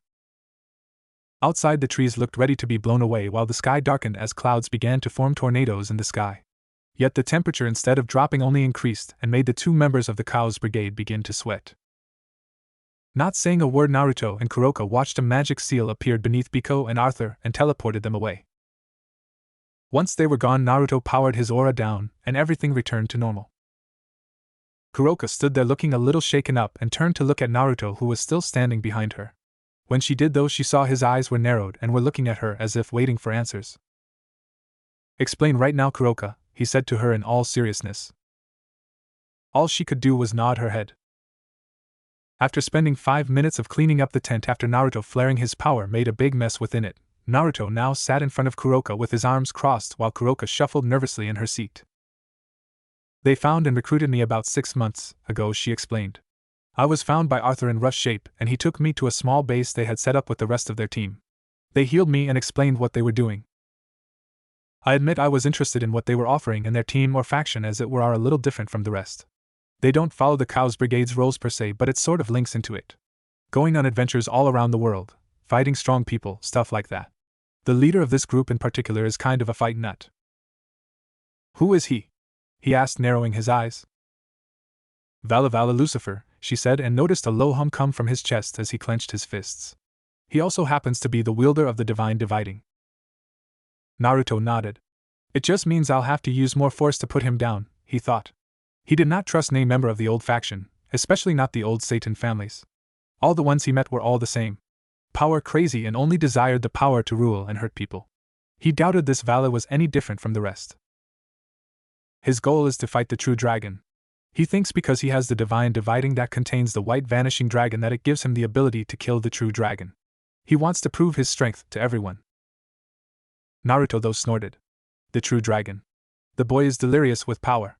The true dragon is the strongest entity in the world, made up of infinite and endless power. Not with an army of ultimate-class devils could you beat it. Who else is in the Cow's Brigade? He asked and saw her shrug. I'm not entirely sure.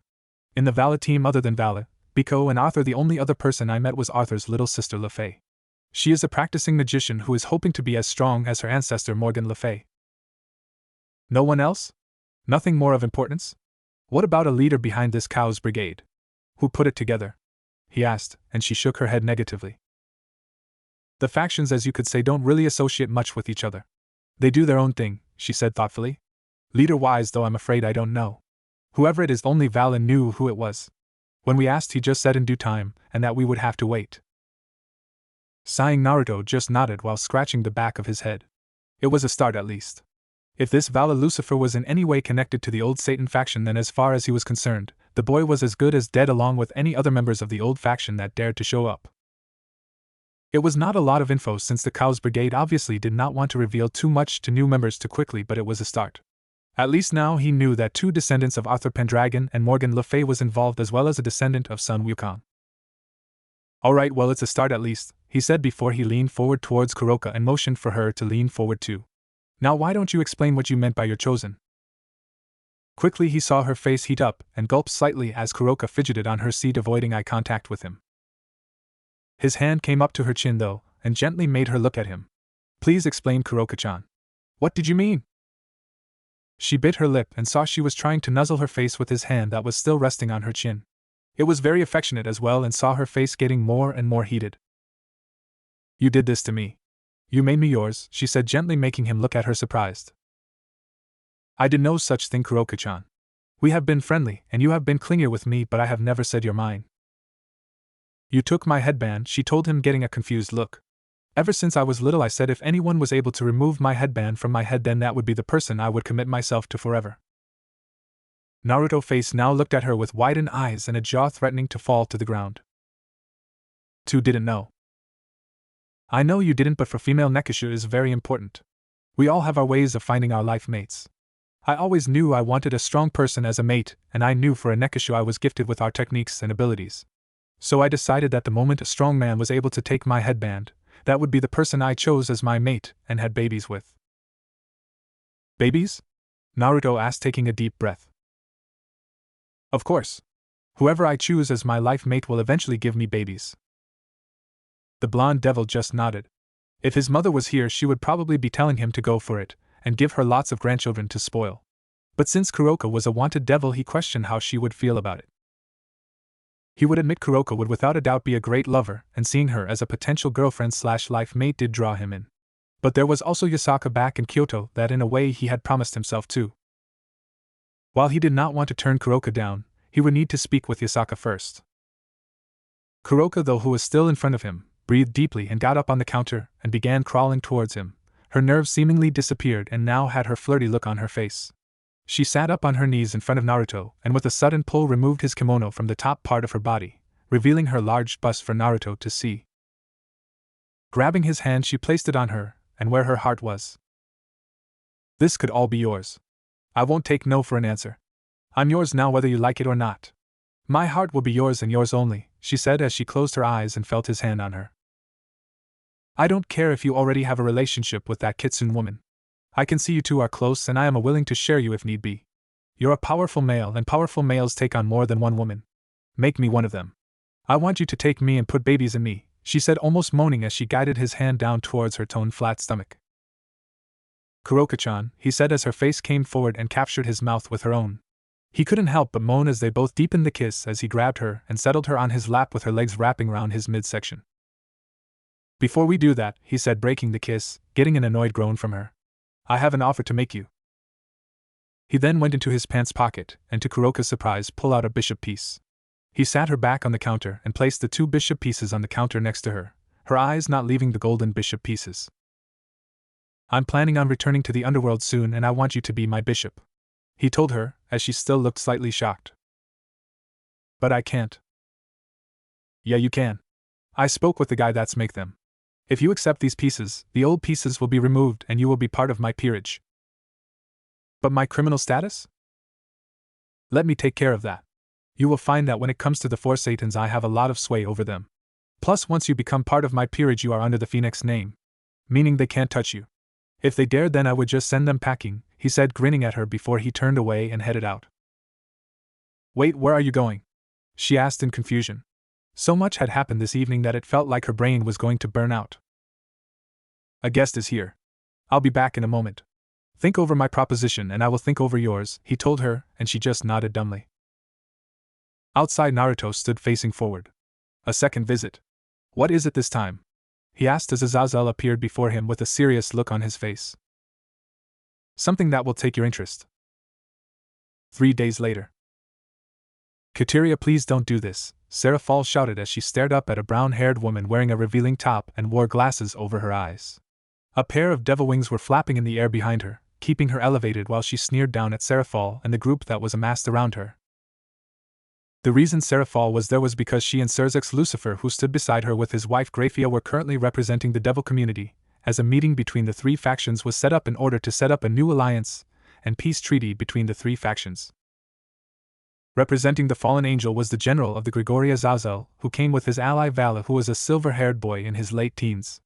On the angel side was Seraph Gabriel and the current archangel Michael, who both had blonde hair and blue eyes with a halo hovering above their heads. Gabriel had 10 white wings while Michael had 12 golden wings. The meeting had gone off well, with the debate on the Kokabeel incident starting it off. Rias Gremry and Sona Citri had given their thoughts and stories on the matter, along with the thoughts of the Rias's pawn Issei Hayadu. Then Azazel had brought up the problem with the Cows Brigade, and that when everything took a turn. Rias's Bishop Gasper's sacred gear was suddenly unleashed, and everything around them had stopped, with only the leaders and selected members of the rest being able to move, and quickly determined that the Y were under attack. Rias went with her peerage to find Gasper and save him from the people that were trying to use his sacred gear to hurt them, while the leaders and Sona all stood within the confines of the meeting room. At least they did, until an explosion caused them to abandon the room and gather outside. When they did, the old symbol of Leviathan appeared and revealed Kateria Leviathan, the last known descendant of the Leviathan family. You took everything from my family. You Seraphal Citri have what belongs to me. I want it back, she sneered as she held a staff in her hand and magic seals appeared in front of it. So which of you will be the first to fall? From the group, Azazel walked forwards and stared up at the old faction member, and put his hands in his pockets as he stared up at her. So the governor of the Grigori comes first to die, she said before her eyes narrowed when she saw him shake his head. Nah, I am not really in the mood to fight today, he said, getting odd looks from everyone who was watching. Michael and Sirzex both raised their eyebrows at the man who, in their opinion, always had a plan for the worst. Though you do have an opponent if you really want one. He has been itching for a fight with people like you for a while. Who? Who is this trash you speak of? Azazel smirked as his hand pointed upwards. Look up. What? She asked as she looked up. When she did, her face morphed into a look of terror just as a large comet-like fireball suddenly slammed into her face and slammed her right into the ground, making a giant crater form in the earth. Before anyone could speak, an enormous wall of fire easily around 200 meters tall suddenly circled around the academy, while previously clear sky suddenly darkened over and enormous clouds began to form. What's happening? Sona asked before she looked around and noticed everyone had a different look on their faces. Seraphal looked ready to start crying as her hand over her mouth. Sirzex looked very nervous while Graphia was biting her lip hard enough to make blood draw. Michael and Gabriel looked slightly concerned while Azazel was grinning. Wani-san, what's happening? Sona asked as a powerful presence appeared on the roof of Ko Academy. When they saw who it was, she heard Seraphal begin sobbing. Sona quickly understood why. Naruto Phoenix stood on top of Ko Academy, looking not much different to how they remembered him. There were a few changes, such as the scar over his eye, but he looked as if he had not aged a day. Naruto took a deep breath as he looked down towards the group and saw Azazel nod over at him. He saw Michael and Gabriel and gave them both a small nod and saw them do the same. Seraphal he had to smile at, and his eyes softened when he saw her upset. No doubt he was in for either a massive hug or a giant slap from the dark-haired girl. He turned his head and then he saw the two he was least looking forward to seeing again. He saw them both looking up at him, one with a sad expression and one with a nervous expression. When his eyes narrowed at them, he saw both Sirs X and Grafia turn to look away. Everyone watched as 1 second he was on the roof and then the next he was standing by the crater Teat Kateria was climbing out of. Said girl had scorch mark across her face with a murderous expression on her face, her staff gripped tightly in her hand. Who dares? Looking up, she saw Naruto standing there, and her blood ran cold when she noticed who it was that had hit her with the fireball. I dare. Naruto didn't wait for Kateria to begin her assault on him and quickly appeared in front of her, getting shocked eyes from the girl at how quick he was. His right leg collided with her stomach and kicked her into the air. On his back, enormous wings made of fire burst out of his back, causing many to look away from how intense the heat was. Sona, who had seen the Phoenix family's wings before, was left slightly in awe at how large his wings were. They were easily 3 times bigger than the ones she had seen on Riser Phoenix during his match with Issei. They were easily a lot hotter, as well as sweat began forming on her forehead. Pushing himself into the air, he watched Kateria put his staff in front of her, and 4 magic seals appeared around it. Blasts of energy shot out, each thick and potent with dark magic. With his wings we easily avoided the attacks and even kicked one which was sent high into the air and causing a small explosion of darkness to cover the sky for a brief moment. Naruto Phoenix, damn you, Kateria shouted as her staff was thrusted forward again as 4 more magic seals appeared. Highschool was all she heard as she saw an enormous pillar of fire began charging towards her. She created defense seals around her body, but the moment the fire hit, cracks immediately formed on the seals and quickly broke them apart. She pushed herself backwards and flew higher in the air to avoid the fire. However, when she got a safe level, she saw Naruto wasps no longer in front of her, but had now appeared above her. How are you moving so fast? She asked, glaring at one of the men responsible for her family's downfall. Naruto, though, never answered and remained quiet. Everyone then watched as he flipped himself over in the air. His right leg was extended, and they watched as his entire leg became covered, a blue fire-covered leg with talons that resembled a bird of prey. His leg came down and hit Kateria hard in the chest and shoulder and threw her down back to the ground and crashed right through one of the coast school buildings. Not giving her a chance to counter with her own attack, Naruto quickly appeared above the now partially destroyed building and aimed for the hole where she had fallen through. Phoenix flowers, he whispered as he put his hand to his mouth and shot out fireball the size of basketball that were each shaped like flower petals. Each of the fireball went straight through the hole and ignited the building as fire shot out of the hole. Outside, they could all heard Kateria screaming in pain as she was being burned alive. While the younger devils winced and had to look away, the older devils and the other leaders of the other faction remained stoic, not showing any emotion to the brutal attack. Old faction trash, Naruto whispered as his wing of fire disappeared and he free fell to the ground. Cracks formed on the spot he landed on, and dusted his shoulder of any ash or dust he got caught on his jacket. He turned back around to look towards the group and saw Seraphol looking ready to race over towards him. He stopped though when he felt a power spike come from the building that came from the old Leviathan devil woman. Turning back around, he narrowed his eyes when he saw Kateria walking out of the building, limping as she did. The once beautiful devil now had half of her hair burned off along with multiple burns and wounds covering her arms, legs and stomach. Her clothes had been burned off, leaving her naked for the world to see. Her face though was contorted into a mixture of pain and anger as her eyes were wide with an insane look in them. You will not take this from me, she rasped out. I will take my place as queen of the underworld and you will bow to me. After that she made a small jar appear in her right hand that was covered in devil runes and sealed. She waved her hand and quickly made them disappear before ripping the lid of the top. Naruto watched with narrowed eyes as purple-like snake figures wriggled out of the jar and began leeching and absorbing itself to Kateria, who had a wide smirk on her face. The snakes began to glow with an orangey glow around them as began to meld with Kateria, and he watched as her body began to change and alter itself. Her arms became long and more tentacles-like while her hair and face features became more wild. Her even got larger and her body became more toned. The most noticeable difference though was her power level had jumped again. Walking forward towards her, he heard her begin to laugh before a powerful beam of energy shot out from her mouth and the tip of the tentacles. Naruto sighed and cracked his shoulders in preparation and extended his hands out to each side of him. His fingers stretched and flexed, and those watching could see his arms flexing as he prepared his move. Then just when they got close to him, he brought his hand together and clapped his hands.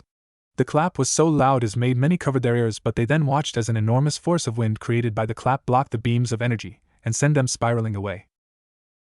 You'll have to do better than that, he said before he felt something connect with his shoulder. He looked over to see his right shoulder was now gone, and currently in the process of healing. He hardly felt it, though it did sting a little. He looked over and saw Kateria racing towards him with her wings stretched out wide. "I see your little trick made you and your attacks faster, and not just stronger. I'll keep that in mind," he said as his wings shot out on his back and he went into the air with her. "I guess I will just need to take this to the next level as well." When he finished speaking, he powered up even more to the point where Sona could feel he was now stronger than he was when he was fighting Kokobile 2 weeks ago. If it had not been for Seraphol standing next to her using her demonic aura to protect her, then she would be on the floor struggling to breathe. "You won't beat me," Kateria told him as her jaws extended to an inhuman length with her tongue getting longer in the process. "I am destined for greatness. Not even you can stop me." He then watched as she got a sultry look on her face and pushed her towards him while her hands gently rubbed over them. "Why not join me? Join us. You could be a great ally and I could give everything you desire," she told him. "I would give you myself to you. A strong woman for a strong man. Think about the outcomes if we united. Our children could be great. They would be the most powerful devilish to ever be brought to life." Any normal man would have been tempted by the offer, especially with her large bust swaying from side to side like they were trying to hypnotize him. But this was Naruto Phoenix. He was no ordinary devil. "I'll pass," he told her. "Your great body does not match your awful personality. Get lost." Seraphol would have begun laughing if she had not seen Naruto make fire appear up and down his arms while he outstretched them. She recognized that posture and had a feeling she knew what was coming next. Enraged at being turned away, Kateria let her anger take over and flew straight towards him. When she got a few meters away from him, the fur along his arms increased. Naruto's body then began moving as if it was on automatic. "Blazing Kaiten," he spoke as his body spun around in the air at a tremendous speed. When he did, an enormous sphere of fire suddenly erupted from his body and covered everything around him, including Kateria, who couldn't get herself out of the way from the attack. Those watching again had to cover their eyes because the fire was so bright and the sphere was enormous. It was as large as the school in size and the heat from it easy tremendous. It was as if a miniature sun had just appeared out of nowhere. "What power," Sona commented as she was in complete awe. From what she had seen, the stories she had heard about his power were paling in comparison to what she was seeing. Her parents had told her all about Naruto Phoenix, including the real reason he left. It had left her with a very cold outlook on the Gremory family and Surzex. She did not believe that Surzex and Graphia, two people that in a way were like a brother and sister to her like Seraphol was, could ever do such thing. Her respect for the two devils had taken a very large blow. In terms of the power of Naruto Phoenix, she readily agreed with what her parent told her. If Naruto went all out at his full power, he could destroy all of Japan many times over with plenty of power to spare. It was frightening power. Above in the sky, the attack began to wear off as Naruto slowed down and eventually stopped, making the fire around him disappear completely. In front of him was whatever is left of Kateria Leviathan. Both of her legs were now gone and her entire body was covered in burns. Her hair was now completely gone, along with one of her eyes that had been burnt away. The skin on her right side of the face had been melted off and her teeth and scarred muscle flesh was all that could be seen. "Bastard," Kateria managed to rasp out, though speaking made her entire body wince in pain and she could feel the strain. Naruto scratched the back of his head before he felt her two tentacles-like arms attach themselves to his right arm. He kept forgetting she was pretty fast with that power-up. He then watched as red symbols appeared along her body and up the tentacles attached to him. Her mouth contorted into a tiny smirk. "If I die, then I am taking you with me." The answer she got back was a raised eyebrow and watched him shake his head. "Yeah, I don't think so," he told her, figuring out it was some kind of self-destruct curse. She watched as his other hand had wind wrap around it as he held it up before bringing it down on his arm just above where her tentacles were at cut his arm off. "No!" she screeched as she neared her destruction as Naruto sent one last kick to her stomach that sent her high into the air. His right arm, though gone, was already healing itself as fire appeared from the stump and slowly a new arm began to form. Watching Kateria, he let out a sigh of relief as he watched her body destroy itself. That's one more gone for good. As his arm healed, he saw the group with the leaders look towards him, and he was set to head over, but to his right he had felt another battle taking place while he was fighting Kateria. Flashing over to the other battle, he saw two boys on the ground around the same age glaring at one another. One was the Sekiryutai he had saw during the Kokobile incident, and the other he guessed was the Hakuri with the glowing blue and white wings on his back. Naruto's eyes narrowed tough when he figured this was Vala Lucifer, the boy Kuroka had told him about. Dropping down to the ground, he walked at a steady pace towards the duo and watched as Rias Bloodline and her peerage appeared behind the Sekiryutai. Give up, Vala, it's over, Issei told him as he took deep breaths and looked on the verge of passing out as a bracelet around his wrist broke into multiple pieces. Meanwhile, Vala steadily stood up as he entered his balance breaker mode again without the helmet forming. He was about to attack Issei, making the Gremory peerage ready themselves. However, behind Vala, Biko appeared and dropped UT of a tree with his staffs on his shoulder. What bring you here, Biko? Vala asked. They want you back. Apparently they want you for some fight that will take place up north. Hey, who the hell are you? Issei shouted out as he stood back on his feet and let his gauntlet appear back on his hand. Issei, be careful. You have used up a lot of energy today, Rias told him, but the brown-haired boy's focus was entirely on the two members of the Chaos Brigade. His name is Biko, descendant of Sun Wukong, Naruto stated, letting himself be known as everyone turned to look towards him. They all saw Biko take a step back in fear while Rias had gone pale with her eyes widening in shock. Naruto Phoenix, she said aloud, making everyone else gulp and realize who he was. They had all been told he was the one who saved them, and Rias could not believe she had been speaking to one of the great heroes and most powerful devils alive. We need to go, Biko said to Vala, grabbing his shoulder as a magic seal appeared beneath them. Vala, though, had a look of excitement appear on his face at the prospect of facing Naruto as he and Biko began to sink into the seal. Vala, Lucifer, Naruto spoke as everyone else looked surprised at the declaration, while Vala narrowed his eyes. He guessed Kuroka had told him about who he really was. I'll remember that name the next time I destroy a scumbag from the old Satan faction. Vala looked like he was about to speak, but both he and Biko completely disappeared, leaving the Gremory peerage and Naruto behind looking at the spot where Vala and Biko had previously been standing. With most of the enemies gone, Naruto took a deep breath and turned to look at the Gremory peerage, who were all standing a little wide-eyed at him. You kids alright? He asked in a gruff tone, and watched them quickly nod their heads. Being the first one to snap out of their shock, Rias quickly bowed to Naruto. Thank you, Naruto-sama, for both saving my peerage in this situation and from the attack 2 weeks ago. In response, Naruto just shrugged. Don't mention it. I was only there because someone called in a favor, he told them. Can you move, Sekiryutai? All he got in response was a head shake before he walked forwards and put Issei over his shoulder in a fireman carry before he began walking away. The peerage quickly followed after him, with Rias and a blonde-haired girl fussing over Issei while the blonde girl tried to heal him as they were moving. 5 minutes later, and after admiring all of the carnage and destruction that had been brought to the school, they eventually arrived at the meeting room. Despite it being mostly destroyed in the explosion, thanks to the use of magic from the leader, the room looked almost as good as new. As soon as he walked in, the room went silent. He paid no attention to them before placing Issei on a chair, with Rias and the blonde girl, whose name was Asia, quickly surrounded him. However, the moment he turned around, he felt a small figure slam into him and felt a pair of arms wrap around his stomach and a head firmly put itself on his chest. Looking down, his eyes softened when he saw Sarah fall holding on to him tightly as she let her sobs and tears finally be expressed. Sarah-chan, he said softly. You jerk. She sobbed as her feet kicked his shins. 200 years and we don't get any word from you. No phone calls, no letters, no nothing. Do you know how worried we have all been? Many thought you were dead, Ed. Quickly he began to feel bad and guilty as Sarah Fall sobbed out how annoyed she is with him despite never letting go of the hug. He always knew that Sarah Fall would be more emotional than others when they came back and was not surprised by this reaction. They had been very close before he left, and she was one of his best friends for a very long time.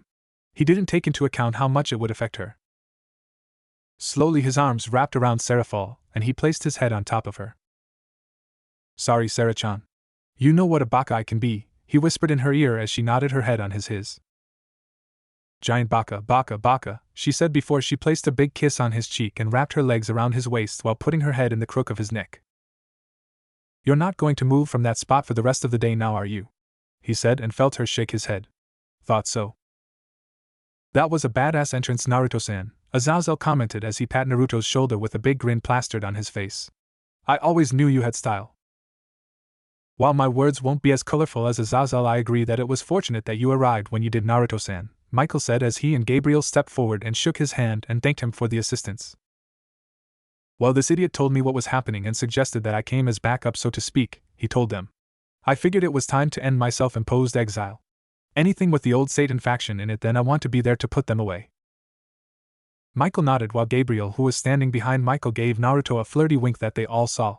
Azazel grinned and patted his back again, while Seraphol glared at the woman she called her rival with, as if she was going to make the angel combust right there on the spot. Stay away from my Narutan, she thought as she tightened her grip on him. Naruto-sama, he heard as he turned to see Sona Citri standing there with her queen Tsubaki and the rest of her peerage behind her. They all bowed at the same time before Sona spoke. Naruto-sama, we thank you for saving us during the incident with Kokobile. We are in your debt, she told him, but saw him wave it off. Don't worry about Sona-chan. Like I said, I could never let Sarah-chan's baby sister get hurt, he said, making Sona look a little annoyed while Seraphol eyes sparkled as she nuzzled her face with Naruto's. Though annoyed, Sona was glad Seraphol's attention and affection was not on her. It was nice to not have her sister overbearing personality always stuck on her. Maybe now she didn't have to worry about her sister always embarrassing her. Though now looking at Seraphol, she knew now that she definitely liked Naruto Phoenix more than just a friend. She was never this familiar or friendly with other male devils. Seraphol had never shown much interest in male devils, and for a time Sona actually believed Seraphol had a thing for girl rather than boys. Now though she knew that was not true, and her actions right now was proof of that. She never had eyes for any man because they had already focused on the man she wanted. Sona now firmly believed her sister was in love with Naruto Phoenix. Narutan is still so brave, like I remember, Seraphol chanted happily as she let out a girlish giggle as continued to nuzzle with Naruto, who, though rolling his eyes, had to smile. Naruto. The hair on the back of his neck stood up as his head gently moved to the side. Everyone looked over towards the voice, and Seraphol noticed his yes had narrowed as he was glaring towards the side of them. Surzex stepped forward with a nervous smile on his face, with Graphia standing beside him, whose eyes were firmly plastered on Naruto. A smile was tugging at the side of her mouth. Hee, how you been, buddy? It's been a long time. We've missed you, Surzex said happily as he waved his hands in the air childishly and stepped forward with an arm stretched out.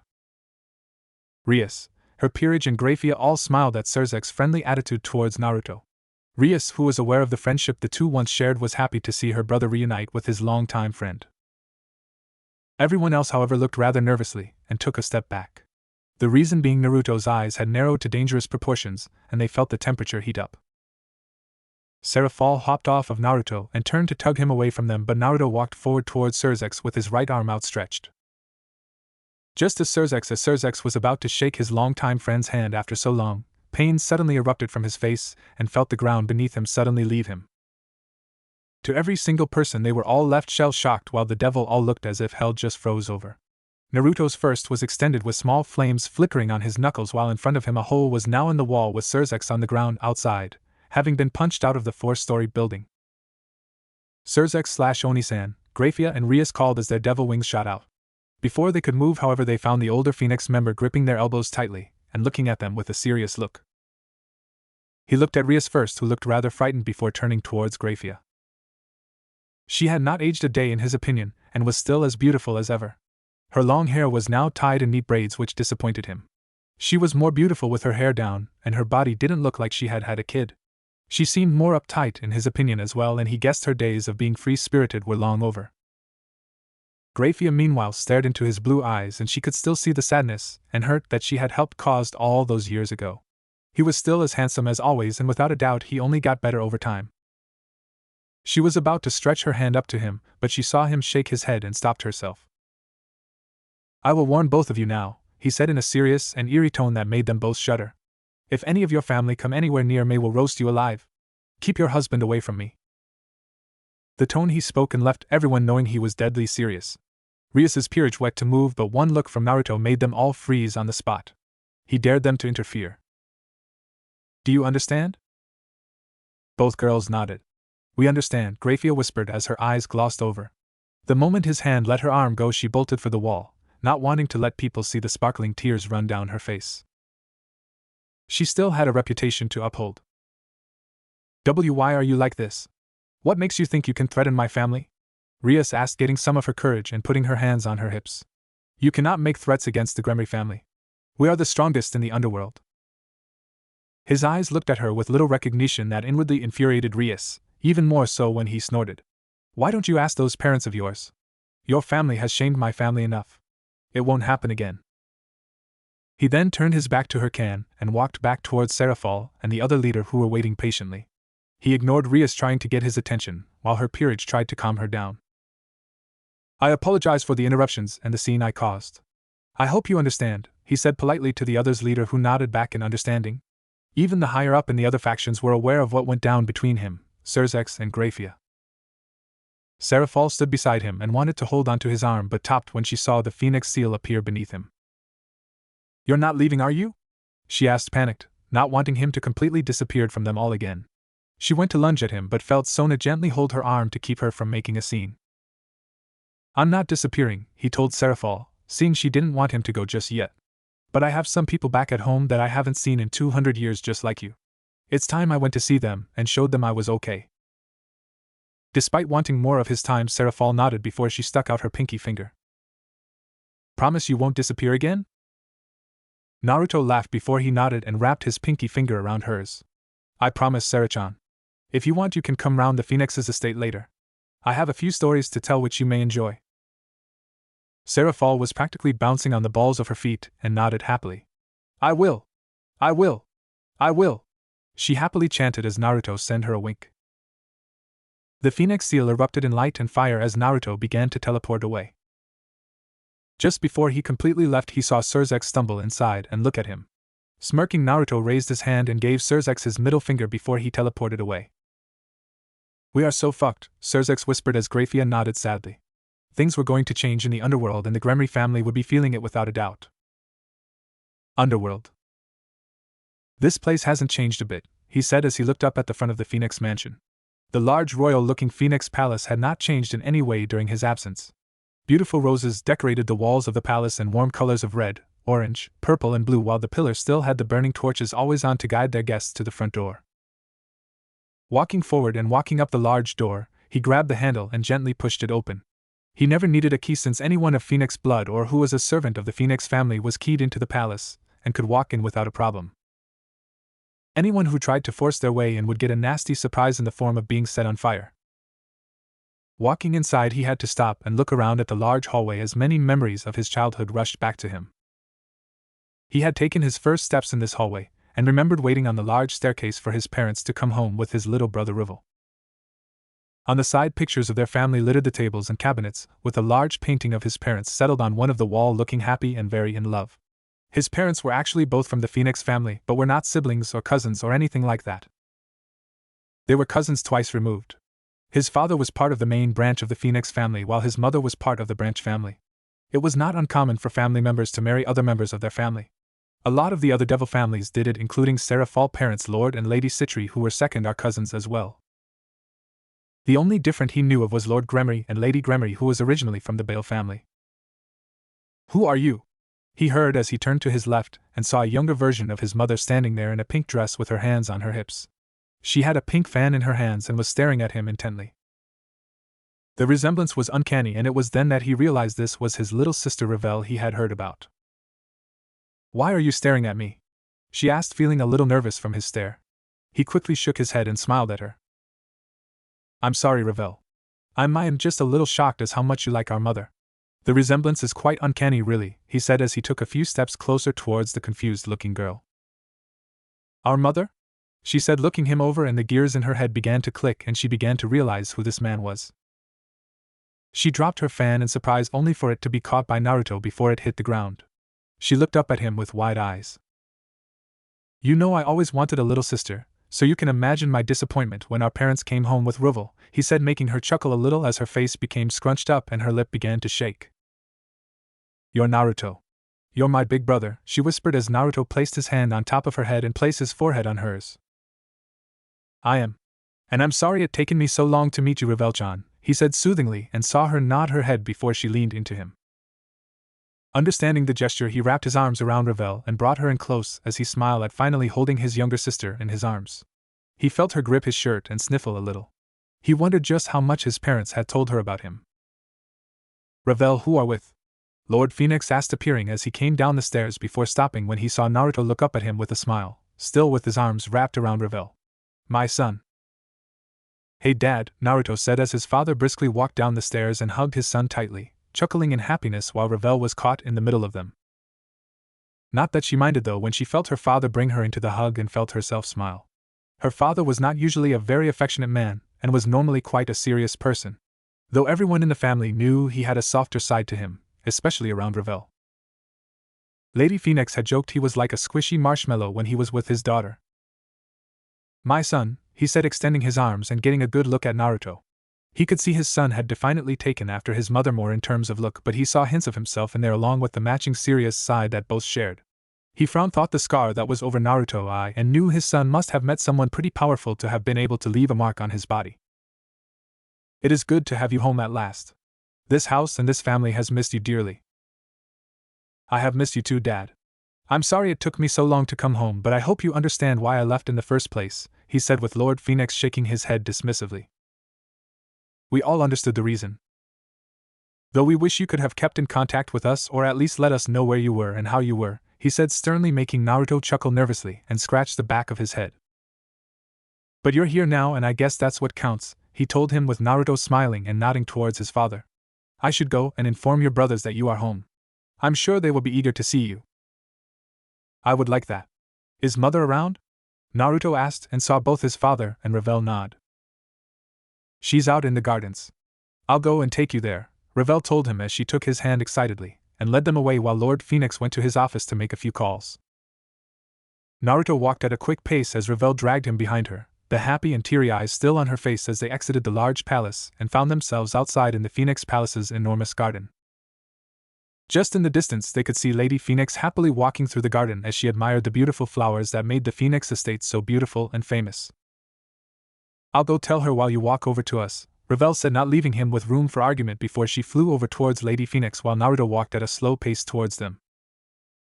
He took large and slow breaths and he neared them and could feel his nerves building up. Would his mother be angry?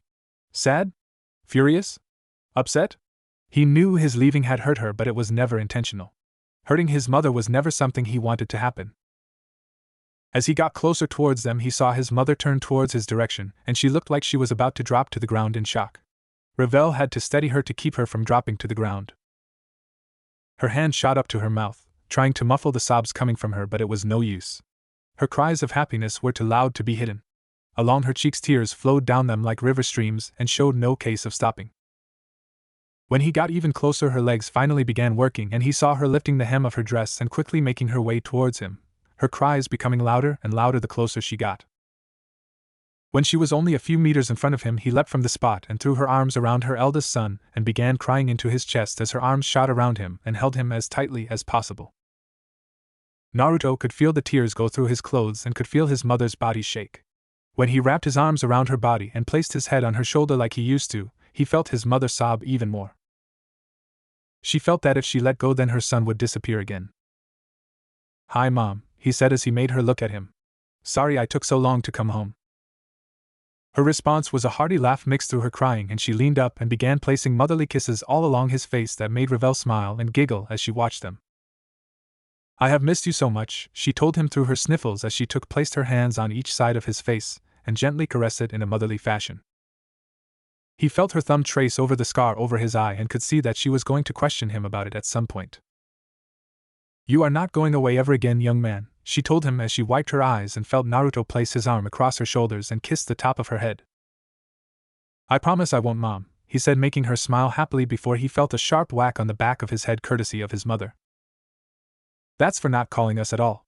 That will be the least of your worries when I'm through with you," she said, making him gulp and nod his head quickly, which brought another smile to his mother's face as it softened. She looped her arm into his and placed her head on his shoulder. "I want to know everything. Don't leave anything out," she told him as Ravel held onto his other arm and nodded in agreement. "I'll explain later, I promise. Sarah-chan will be here later, so I will explain it all when everyone's together," he told them both. Lady Phoenix simply nodded and led them back to the palace. Everyone could see she was practically glowing in happiness at having her son back. That, and the spark that had disappeared along with her son 200 years ago, had finally come back. "I am gonna catch you!"